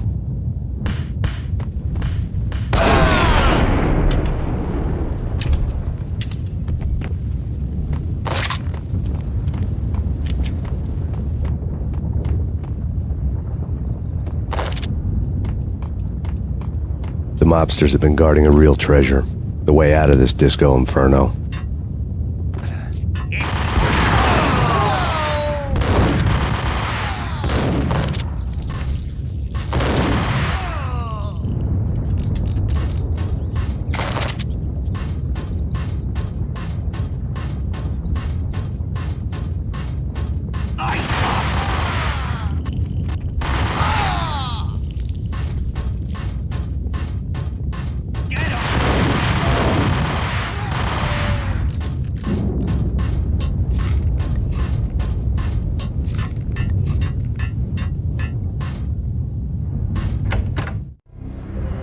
Vlad had seen my smoke signals. The Mercedes was revving to go, almost drowning out the Banshee wail of the sirens. You coming? We'll drop you off at the Punchinello Manor. Sounds good to me. When this is over, look me up. I could use a professional like you. I'll keep that in mind.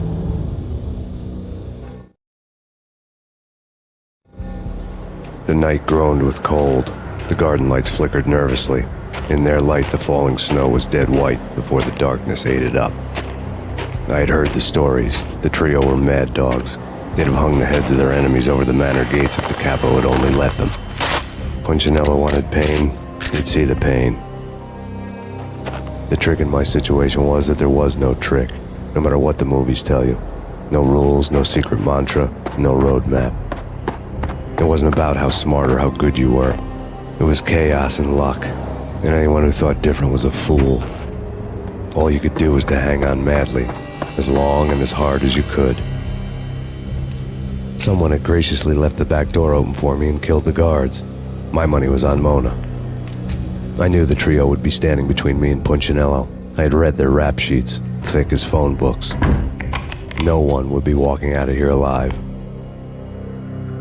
The numbing cold of the broken night had followed me in. Upstairs, the trio tangoed down the manor halls to the silent rhythm of their murderous hearts, the blood of their victims rust on their lips.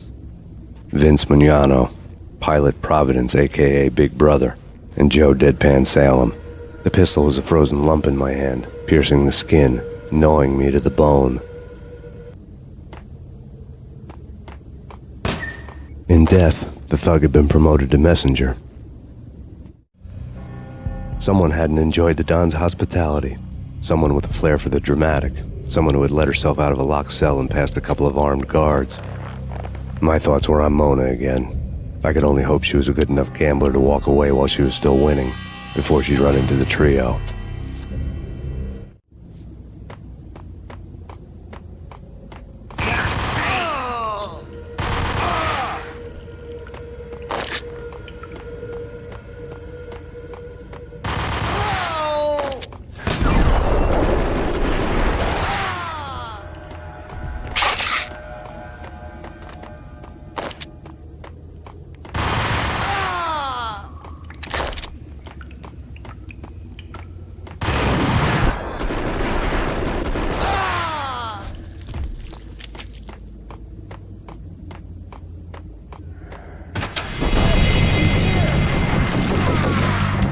didn't take me long to run into the trio.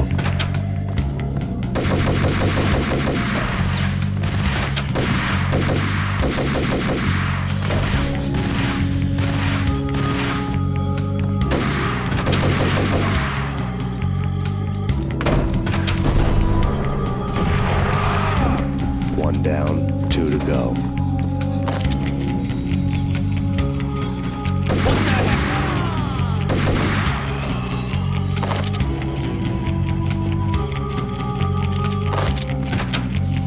My fortune had been told.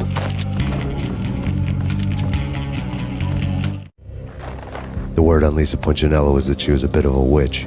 The tarot cards on the kitchen table fit the picture. They weren't my kind of cards, but I was willing to take a crack at the hand Mrs. Punchinello had dealt. The first card was the Tower. Maybe that was supposed to be the manor. It got easy after that. The devil was the master of the house, and death was me, coming for him.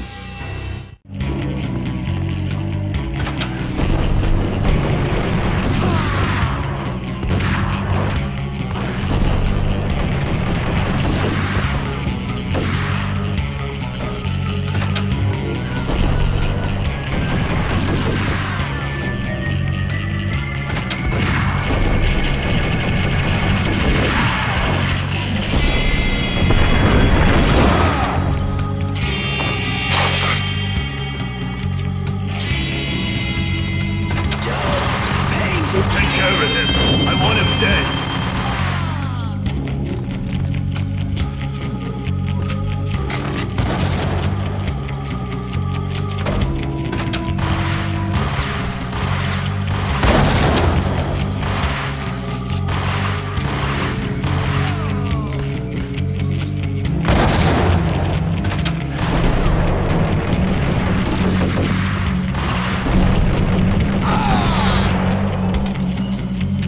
Down, 1 to go.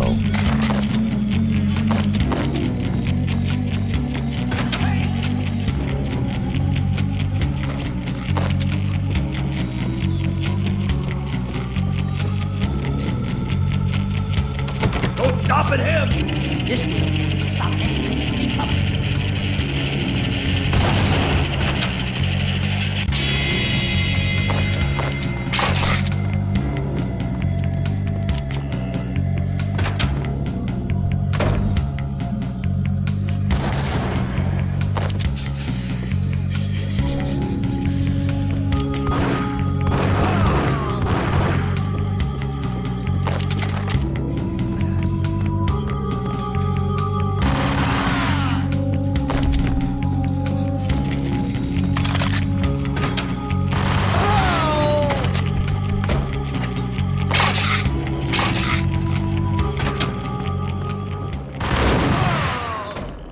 It was too late for her.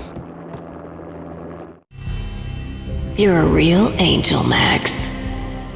I couldn't tell whether it was Mona or her sister. The body was a mess. The sick bastard had really gotten a kick out of it.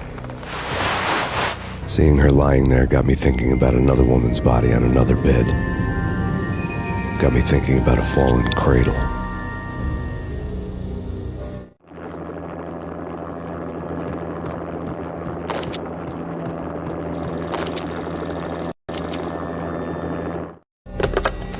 Max Payne. Talk to me. Alfred Woden. You've got company. An armed helicopter just landed on the manor grounds. You must hurry. The more the merrier.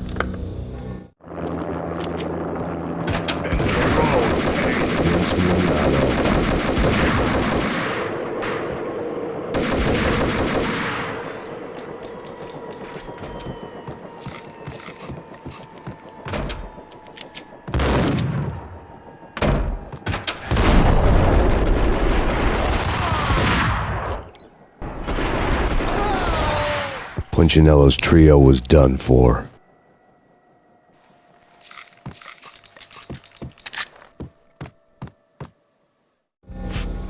Outside my door. Hurry. He's coming for me. You gotta hurry. Please. I could hear Punchinello on the phone begging for help. He should have been saying his goodbyes. Punchinello was a pushover. The moment I stepped into the room, he folded like a deuce before a royal flush. No, wait. I was just doing what I was told. I couldn't refuse. She's someone high up. Government, maybe. I don't know. He was trying to buy more sand for his hourglass. I wasn't selling any.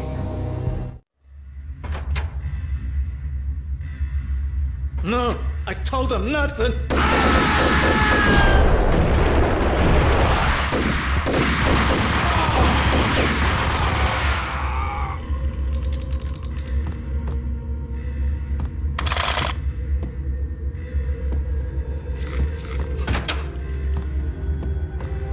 Drop it. Don't move. Game over, Max Payne.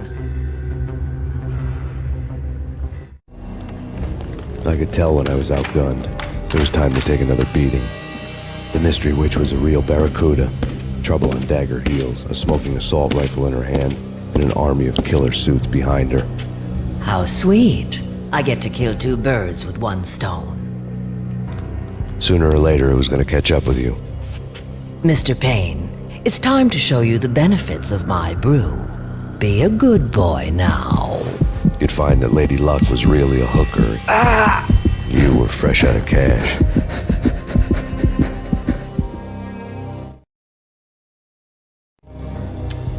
Gentlemen, we're done here. Take me to Cold Steel. She had just given me an OD of Valkyr. I could feel green fire eating my brains. They turned to steam. They did a fade on me.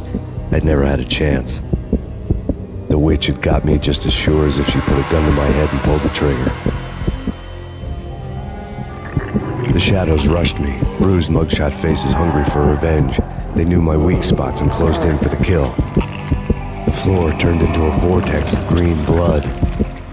I fell. The flesh of fallen angels.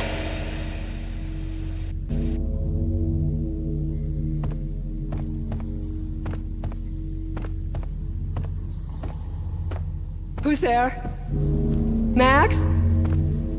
Max, is that you? Max? Where are you, Max? Please. No, please, Max, no. I'm sorry. Please don't, Max, no. Please. Max? Where are you, Max? Please. The letter was staring at me. There was something disturbingly familiar about the letter before me. The handwriting was all pretty curves. You're in a graphic novel.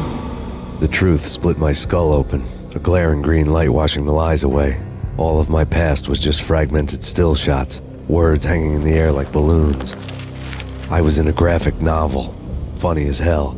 It was the most horrible thing I could think of.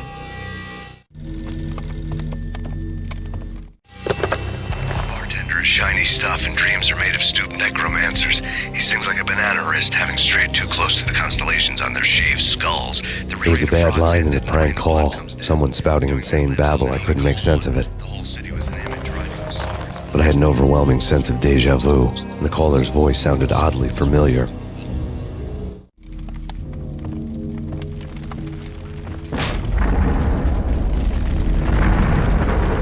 The weird piece of paper looked dangerous.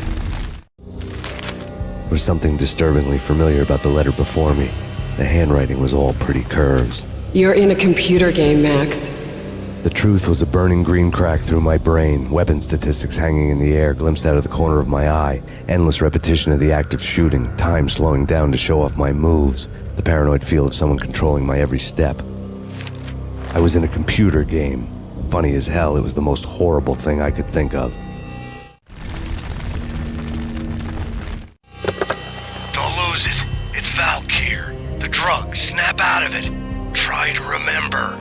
It was a bad line in a prank call, someone spouting insane babble. I couldn't make sense of it. But I had an overwhelming sense of deja vu, and the caller's voice sounded oddly familiar.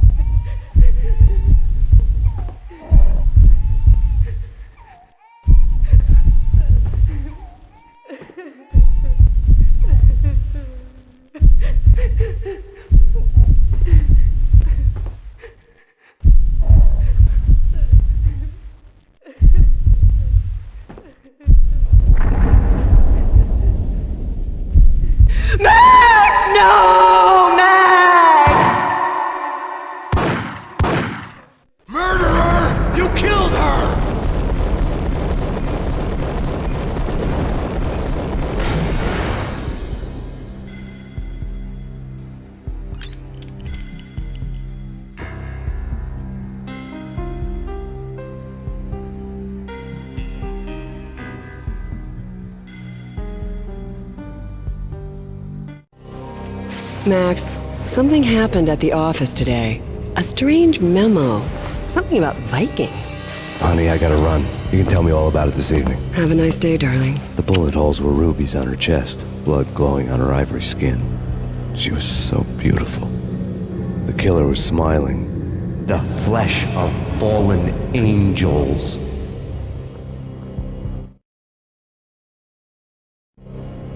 Slowly, the green nightmare faded, leaving dark stains on my soul that would never come off. I felt like flatlining. I was all shook up. I woke up in a cold sweat, sick and tired to the bone, lying in a puddle of my own puke. The hag had said take me to Cold Steel before it had all gone crazy. It was a clue. The only one I had. It took me forever to crawl back to my feet and hit the road, but when I did, I drove straight to Cold Steel Foundry outside the city. There was a whole lot of action around the place for a freezing winter night. Trucks coming and going, men running. I had the drop on the mystery witch. She thought I was dead. I was on her blind side. I was going in. The bad trip had put me in a crazy mood, adrenaline pumping through my aching veins. Staggering on the mill roof in ice and snow and wild wind, I was a ninja. My kung fu was strong. I wasn't kidding anybody. At best, I was Superman on kryptonite about to fall through a skylight, down to where it was all going down. A half-abandoned industrial area in the middle of nowhere. The factory was a perfect front for any number of illegal activities.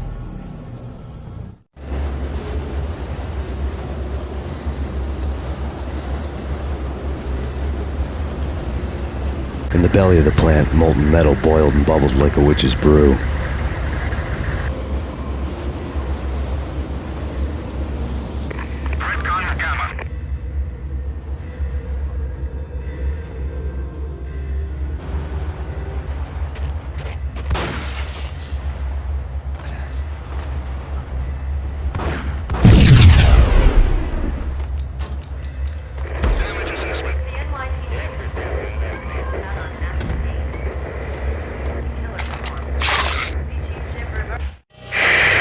Life-threatening weather condition.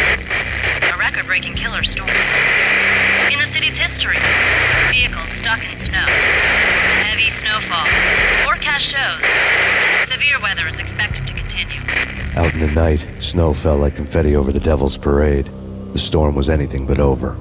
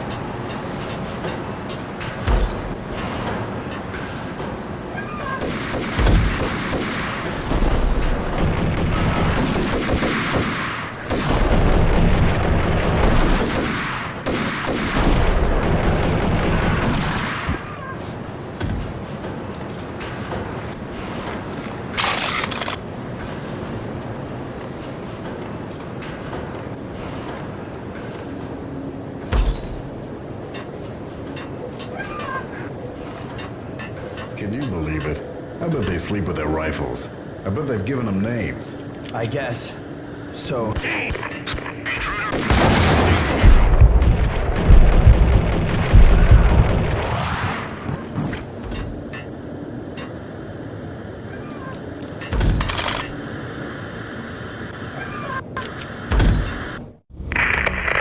Perimeter breached. The facility has been compromised. Repeat, the Deep Six has been compromised. Initiate Operation Deadeye. The walkie-talkie military lingo could mean only one thing. They were getting ready to destroy the evidence and vanish into the night. I was so close. The hidden truths were just around the corner.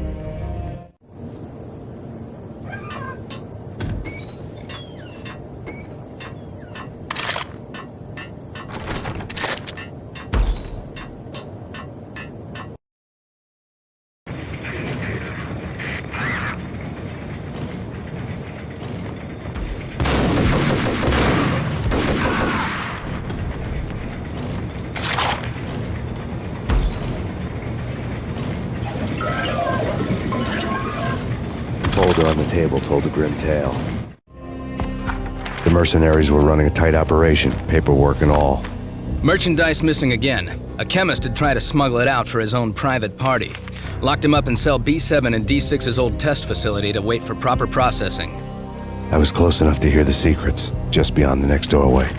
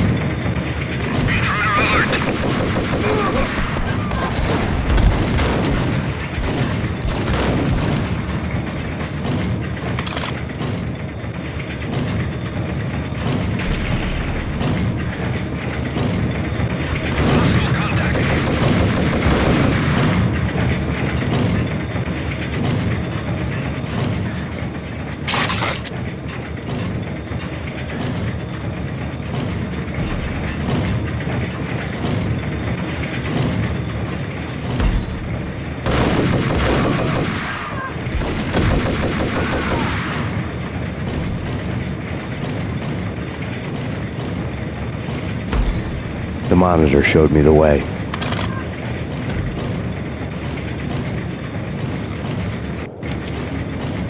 Processing diagrams filled the control room screens, all but one. An elevator titled D6 on one of the screens, somewhere onwards, past rows of ovens, and the core of the plant.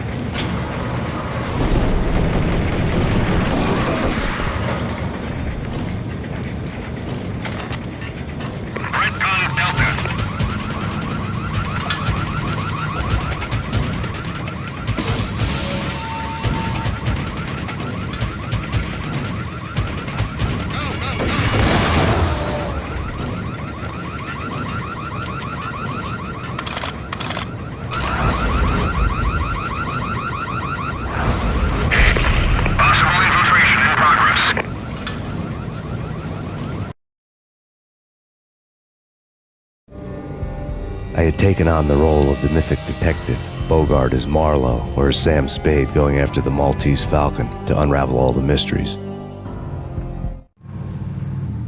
Following a path of clues to that final revelation, even if it would take me down to the cold, cavernous depths of a grave. You can't do this! My men are still inside! Do you have any idea why this is called Operation Dead Eyes?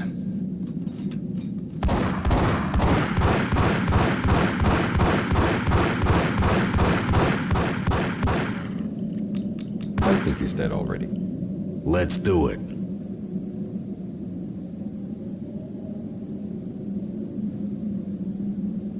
Attention all personnel. The self-destruction sequence has been initiated. Evacuate the complex immediately. Got company. Repeat. The self-destruction sequence has been initiated. Proceed to the exit immediately.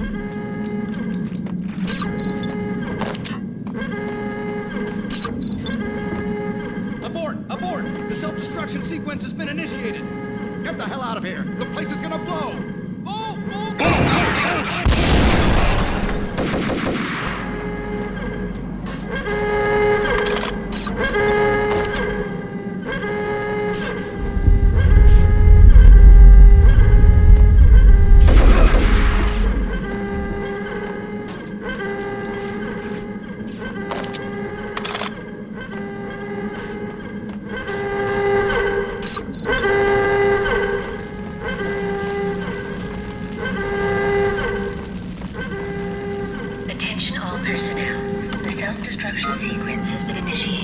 Like everything else in the Valkyr case, the door code was a mystery to me.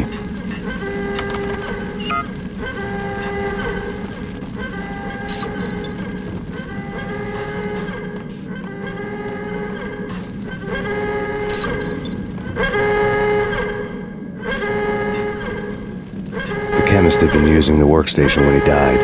The half-life of the lab rat had ended online, his password blinking on the screen. 665, neighbor of the beast. Decontamination completed.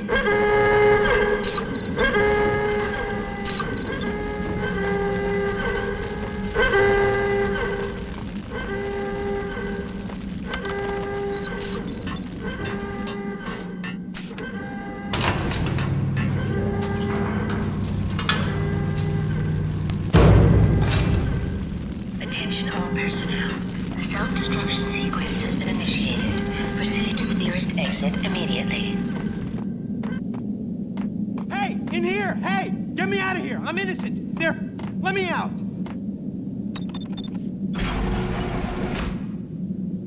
Thanks! I thought I was gonna die in there for sure. I need you to get me through the decontamination chamber airlock. You're crazy! No way! The place is blowing up, for Christ's sakes! Either that or back to the cell. Your choice. Okay, I'll do it. I'll do it.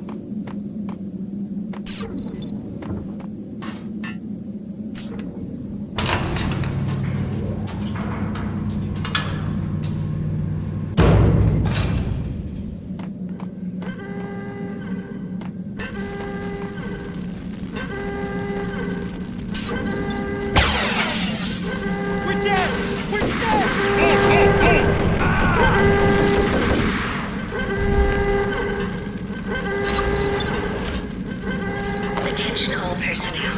The self-destruction sequence has been initiated. Proceed to the nearest exit immediately.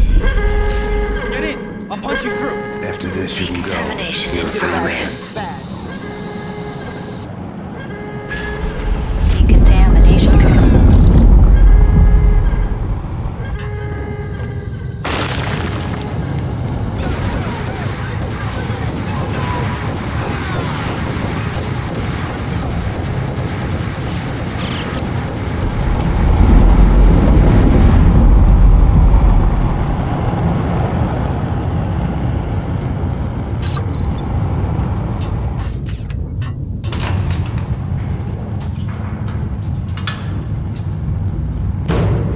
I was caught in the middle of the deadly web that was the Valkyr case.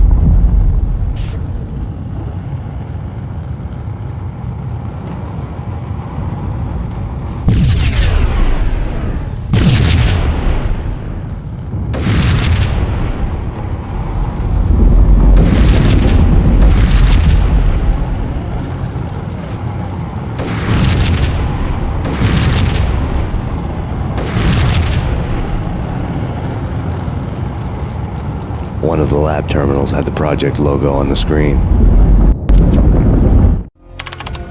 Top secret. Project Valhalla. U.S. Army. Yggdrasil Network. Valhalla. The otherworldly place in Norse mythology where the bravest heroes spent their afterlife feasting and fighting forever. Their wounds miraculously healed night after night. Valkyr. The maidens who chose the most courageous Viking warriors and carried them to Valhalla. 1991. The research objective is to create a chemical substance to enhance the stamina and morale of infantry troops. 1995. Results unsatisfactory. Project cancelled. Someone had decided to continue the sick experiment unauthorized. Project compromised. Data leak. Fix the damage by any means necessary. Security clearance red. Authorized by the project lead. Field test. Double the dosage for all the remaining test subjects. Observe and record the subject's behavior in an urban setting. The drop-off point was my old address in New Jersey. The file dated 3 years ago. Just when you thought you had reached the deepest depths of horror, it suddenly got worse. How to turn off that small voice inside your head that started to whisper that you should be glad that now, if not before, your revenge was justifiable on any conceivable moral scale. That small voice proved, beyond any doubt, that I was damned. The dagger-heeled woman had come and gone a long time ago. There was nothing more for me here. The bunker's name was acting as a self-fulfilling prophecy.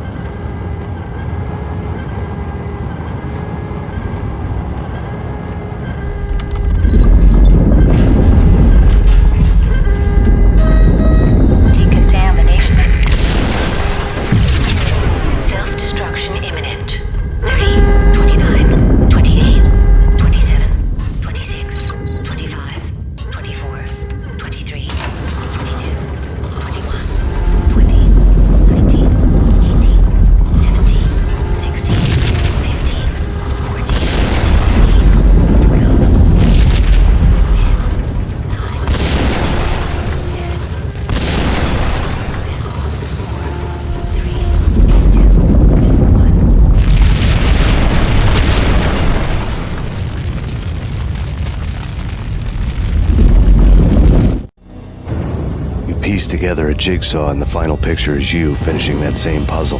A mad, green-eyed killer standing behind you. An urban legend come true. The Project Valhalla test subjects had been the mad junkies who had murdered my loved ones. The rest was simple body count math. It all pointed to her. Ms. Valkyr. The factory went up in a fiery inferno behind me. All my leads were dead, turned to smoke and dust. I had lost my way. I hadn't slept in a million years.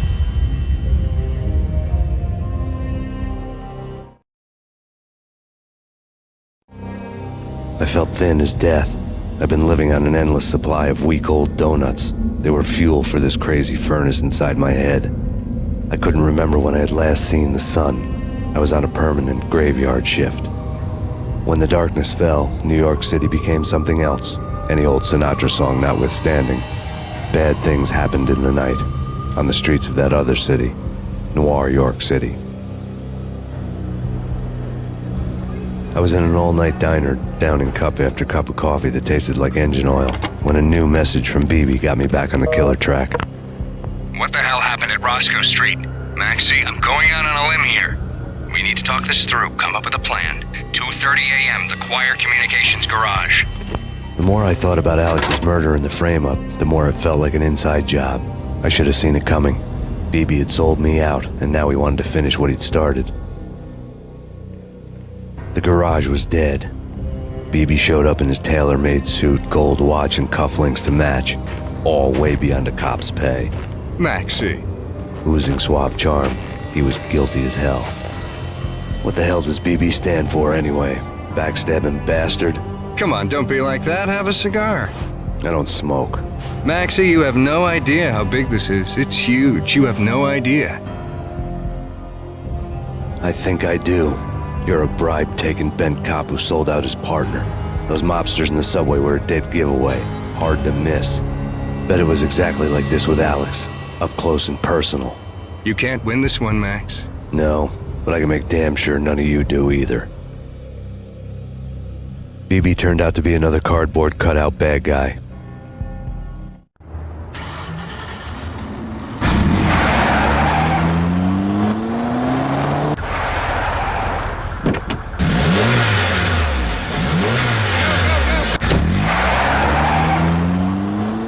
A bad cop on the take. A cowardly right-hand man fleeing from the scene, leaving his paid thugs to dirty work.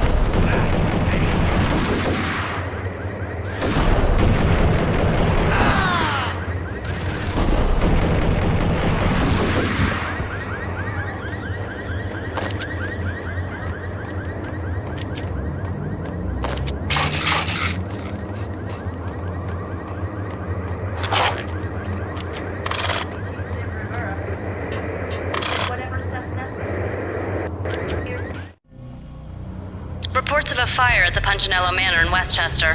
The manor is the home of Angelo Punchinello, the alleged head of the Punchinello crime family. The police are now saying, contrary to their earlier statements, that Max Payne is still alive and at large. He continues his vendetta against the Mafia, of which this last act of arson is attributed to. I had no recollection of setting any fires, but I did remember the flames.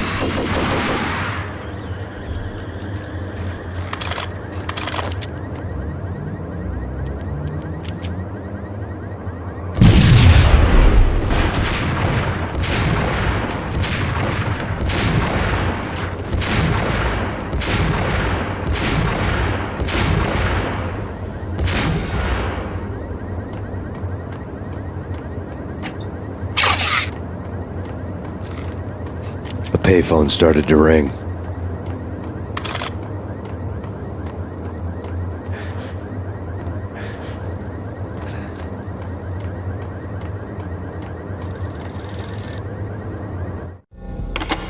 Yeah. Max Payne? Whatever does it for you. This is Alfred Woden. I can give you the name of your enemy. Come to the Asgard building presently. We are expecting you.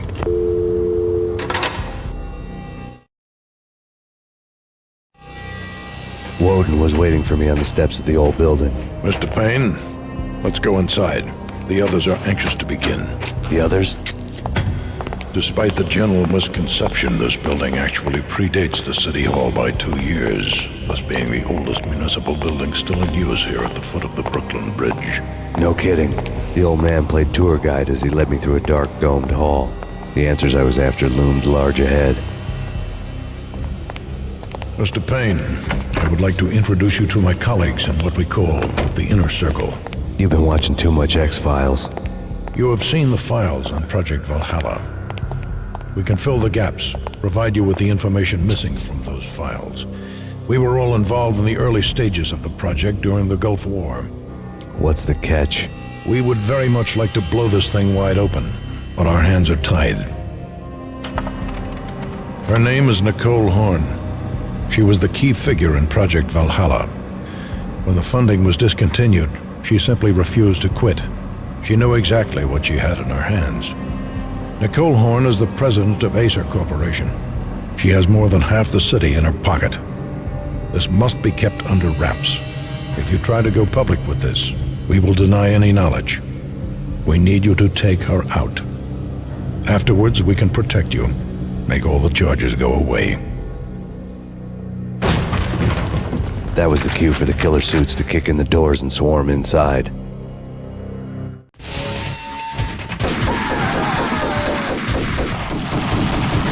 It was an impressive floor show, but I decided to leave early anyway. It was only a one-story fall. Lucky me.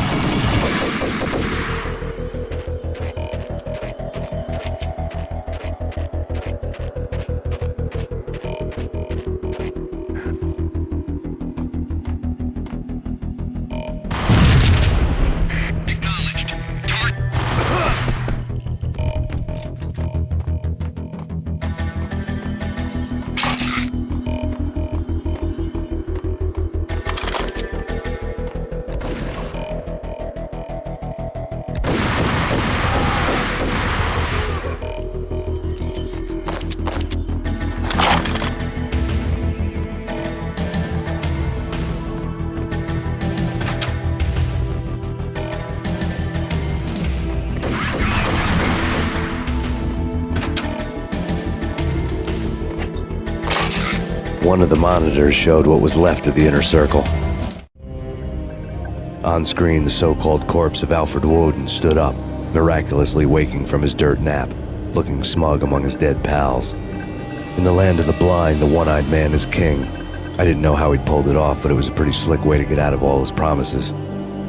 Most of what he had said fit too well to be a load of crap.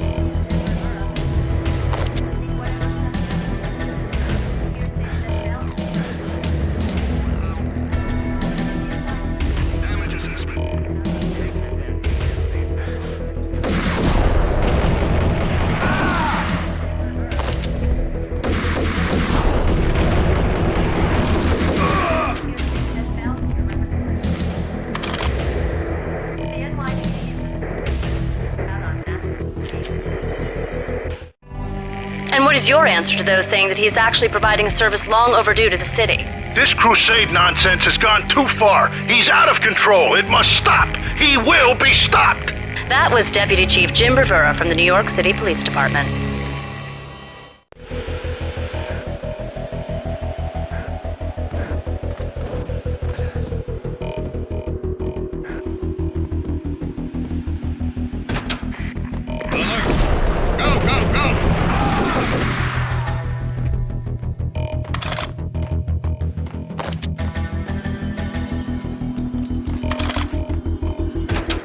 A videotape lay on the... Nicole Horn had blackmailed the inner circle into silence. The tape came with a curt extortion note on a piece of expensive paper. I remembered Candy Dawn taping her clients in action on the side, selling the tapes to the highest bidder. I was sure that kinky sex was nowhere near Alfred Woden's worst sin, but I had a feeling that when this was over, any collateral would come in handy. Desk. Woden had left me a present. Woden had taken care of my mission preps with military precision. The critical areas in the Acer Corporation headquarters blueprints were circled in red.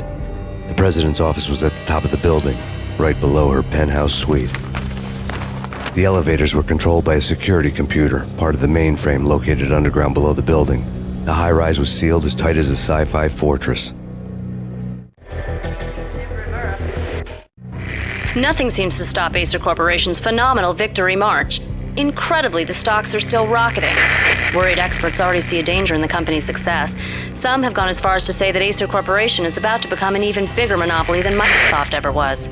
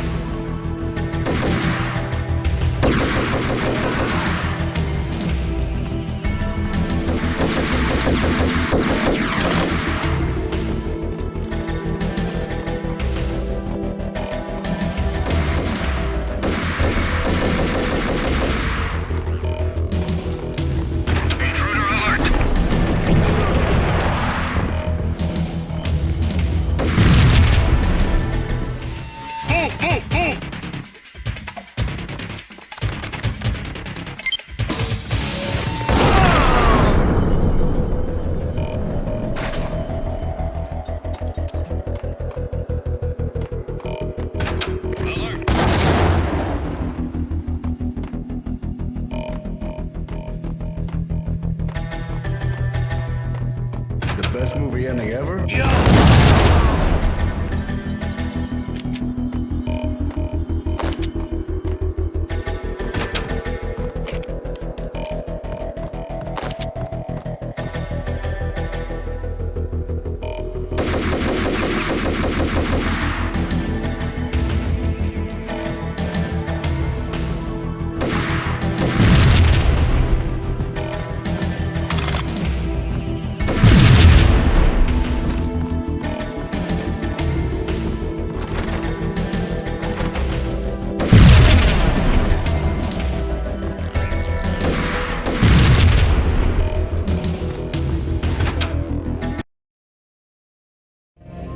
I had dreamed of revenge.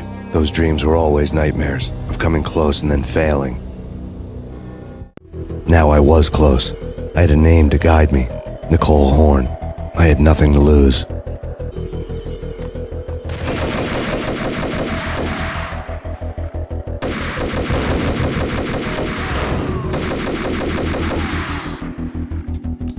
The Inner Circle had quite a track record. Project Valhalla had not been the only thing the Inner Circle had been involved in. There were rows of cabinets full of files. The Serpentine Secret Society went back a long way, always pulling strings from the shadows. I couldn't say I was sorry. Woden's move in some Byzantine power game had cut the Circle's membership roster to 1. The old man wanted me on cleanup duty. It was my mess, too.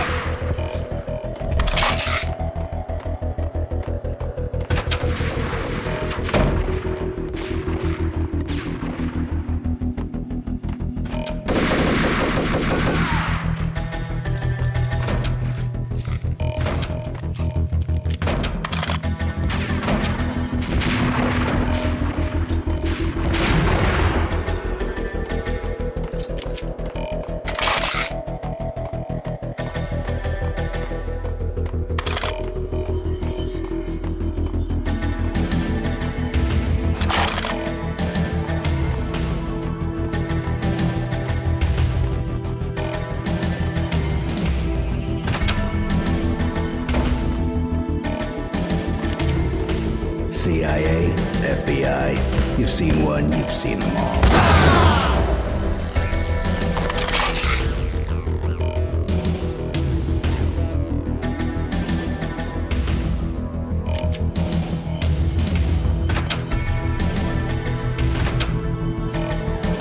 Take him down. Shoot to kill. Let's finish this.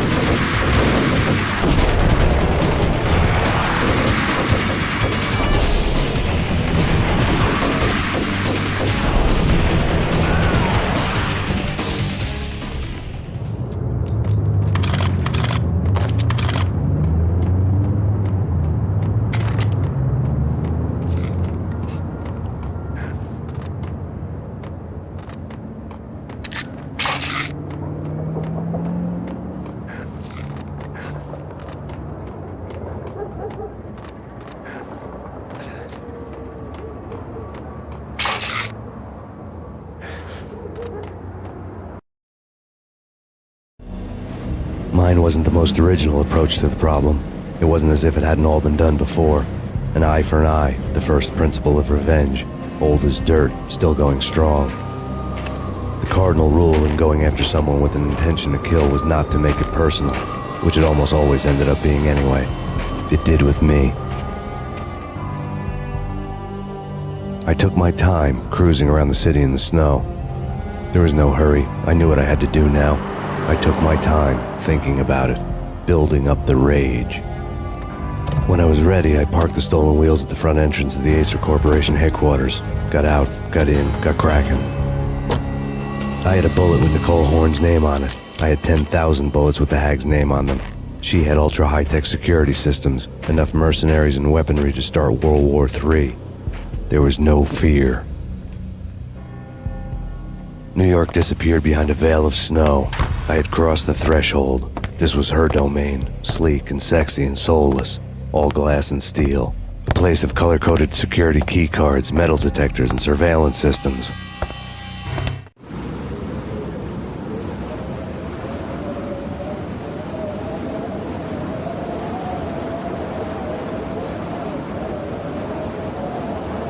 Colder than a walk-in fridge. Cold as a gun.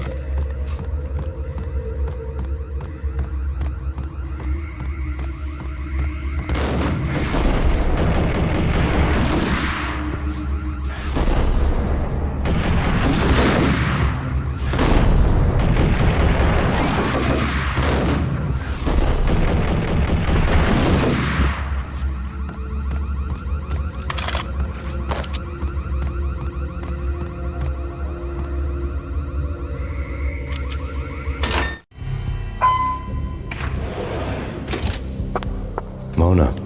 Looking good. Max, we gotta stop meeting like this. It will be a cold day in hell before I let a narc cop stop me. Miss Sachs, do your job. Relax, Max. You're a nice guy. I don't kill nice guys. You're not bad yourself. It was different when Horn wanted Punchinello dead. To cut her ties to the Mafia, he deserved to die. The same goes with her. She's the bad guy here. Her sister was whispering to her in my favor. I knew the appetites of ghosts intimately. They hungered for revenge. No! A gunshot boomed and she fell down in slow motion. She was a nice girl, not really a stone-cold killer. And now she was stone-cold dead. Like religious fanatics or loyal samurai, Horn's private army was coming at me. Target located.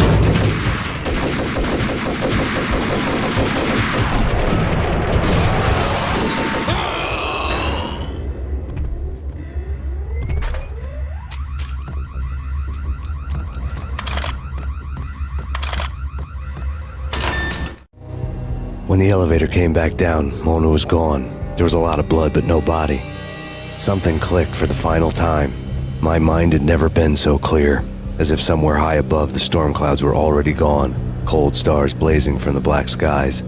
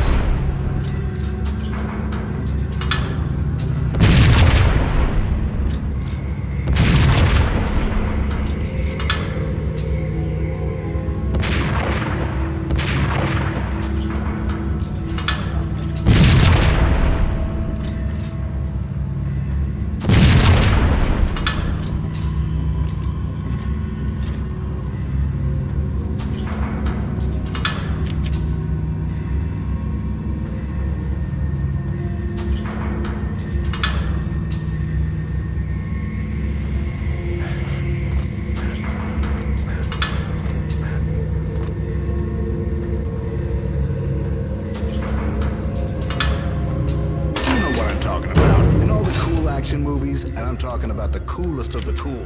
It always seems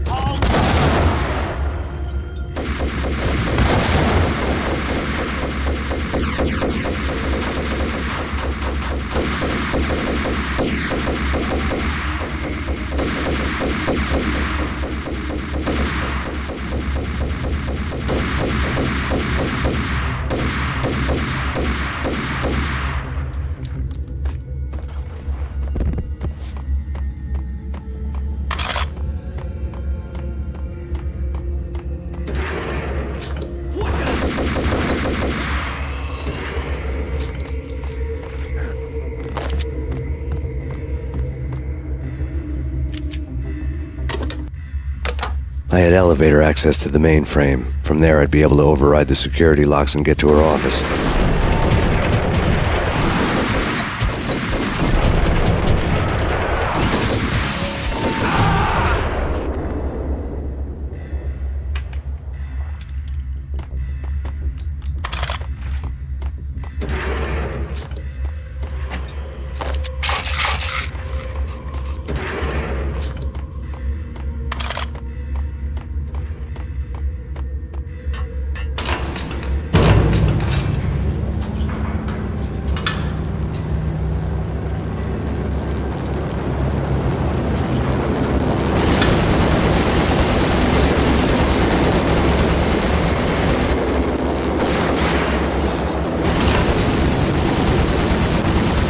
The unmarked chopper was Horn's pet guardian, inhuman and flawless. It was stalking me. stereotyped. I'm not a cold-blooded killer. I'm a nice guy. I love my wife. Kill the bastard.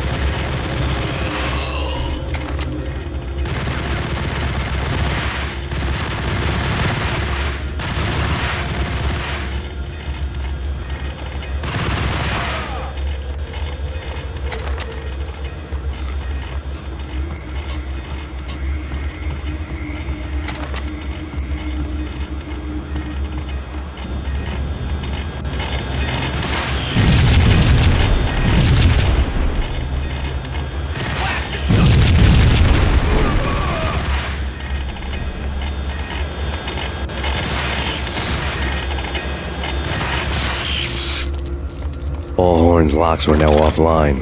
All bets were off. The elevator would take me all the way up.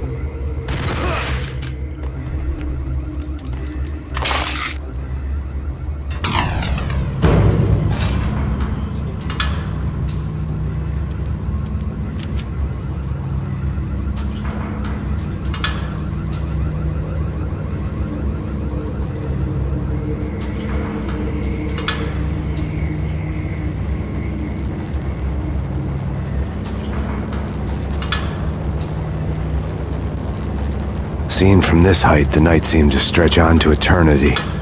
A hint of desperation had crept into the snowstorm, as if it was trying to get it all out before the end.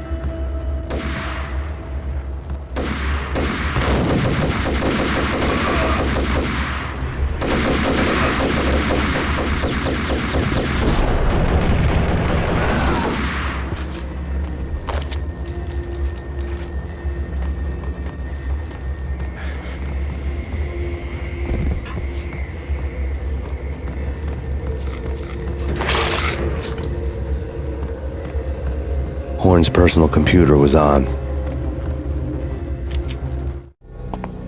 Next to the printer was a neat stack of expensive paper. Hacking through Horn's computer would have unearthed files of criminal plans, strategies for world domination, spy helicopter reports, illegal wiretap recordings, internet porno, all of the above. Take your pick. I really didn't care anymore. I had seen too much of it already.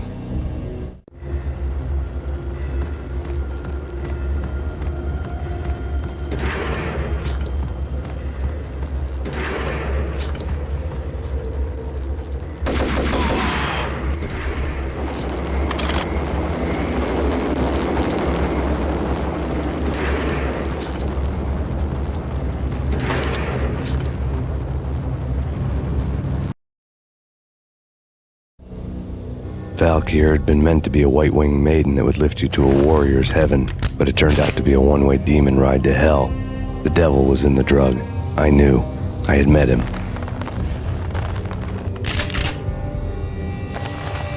And now I was gonna kill her. The queen of the underworld who had tried to lift herself a bit closer to heaven with her drug money. No begging, no bribes. She knew better. Honor among killers. We who were about to die. Both of us knew how this would end, in pain and suffering. All this because your wife stuck her nose into things that were none of her business. The cops were coming to take me away. The sirens were like a bad conscience I couldn't shake. It's ridiculous you've made it this far. You won't be alive when they get here. Stop him!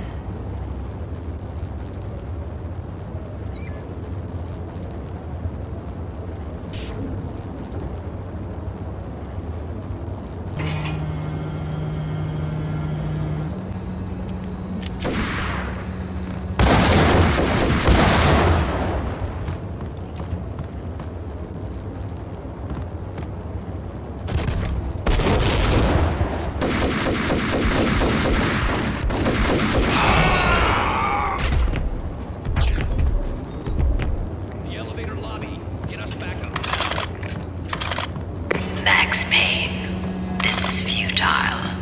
A waste of time. The deaths of your wife and daughter were necessary. Inevitable. It is done. You cannot bring them back. Nothing you do will make it any better.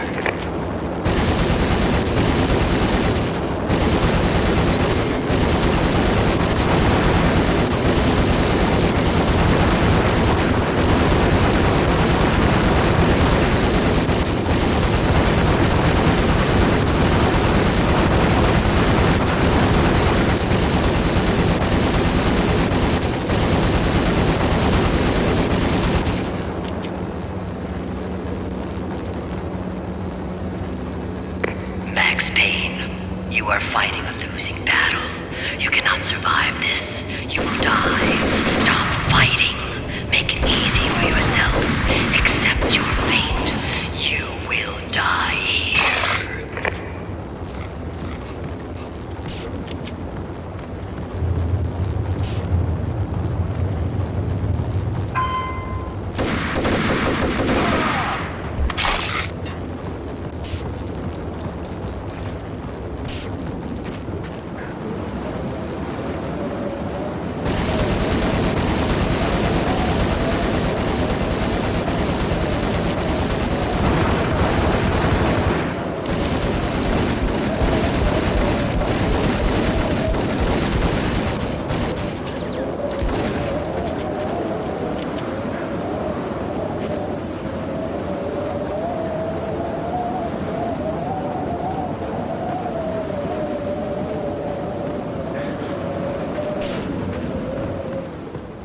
Max Payne, face it.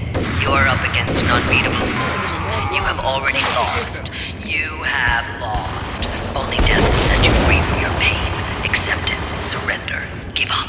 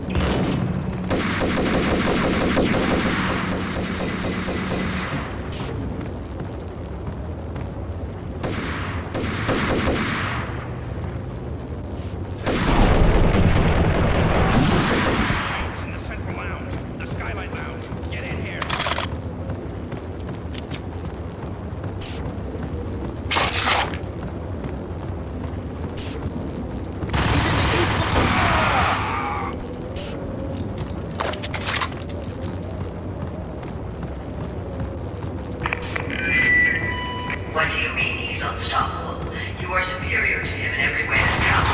You are better trained, better equipped. You outnumber him at least 20 to 1. Do your job.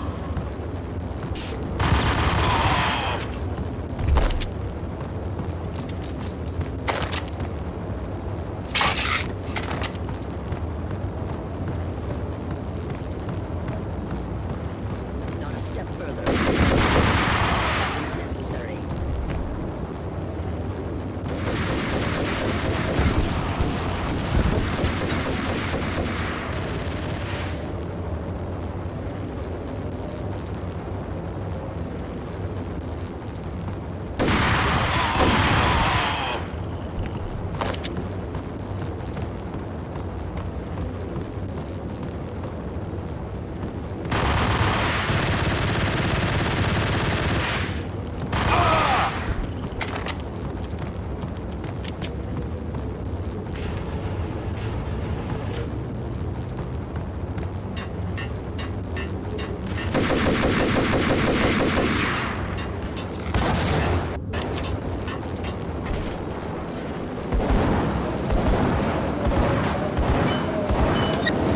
Roger that. Attempting to land now. It's gonna be tricky.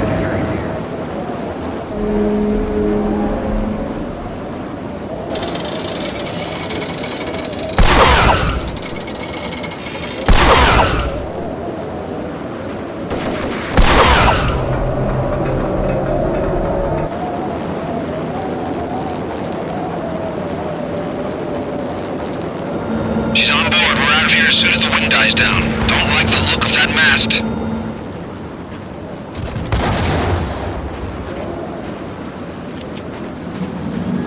Lift off in 1 minute.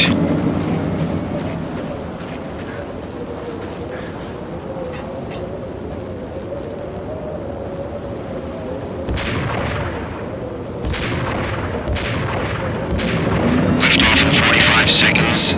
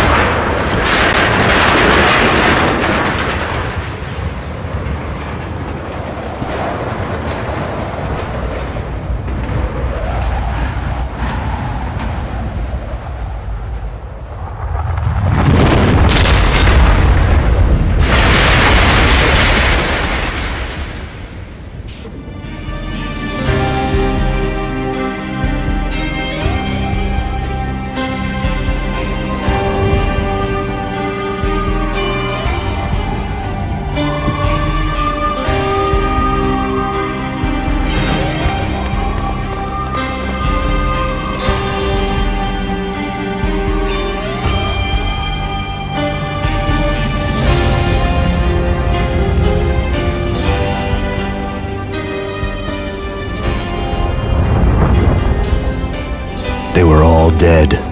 The final gunshot was an exclamation mark to everything that had led to this point. I released my finger from the trigger. And then it was all over. The storm seemed to lose its frenzy. The ragged clouds gave way to the stars above. Max Payne, this is Deputy Chief Jim Bravura from the NYPD. We've got the building surrounded. Throw down your weapons and lie down with your hands behind your head. A bit closer to heaven.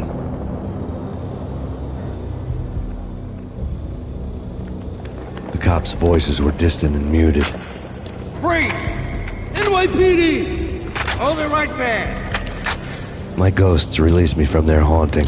Down below, New York City glittered like diamonds on black velvet. You gave us one hell of a ride.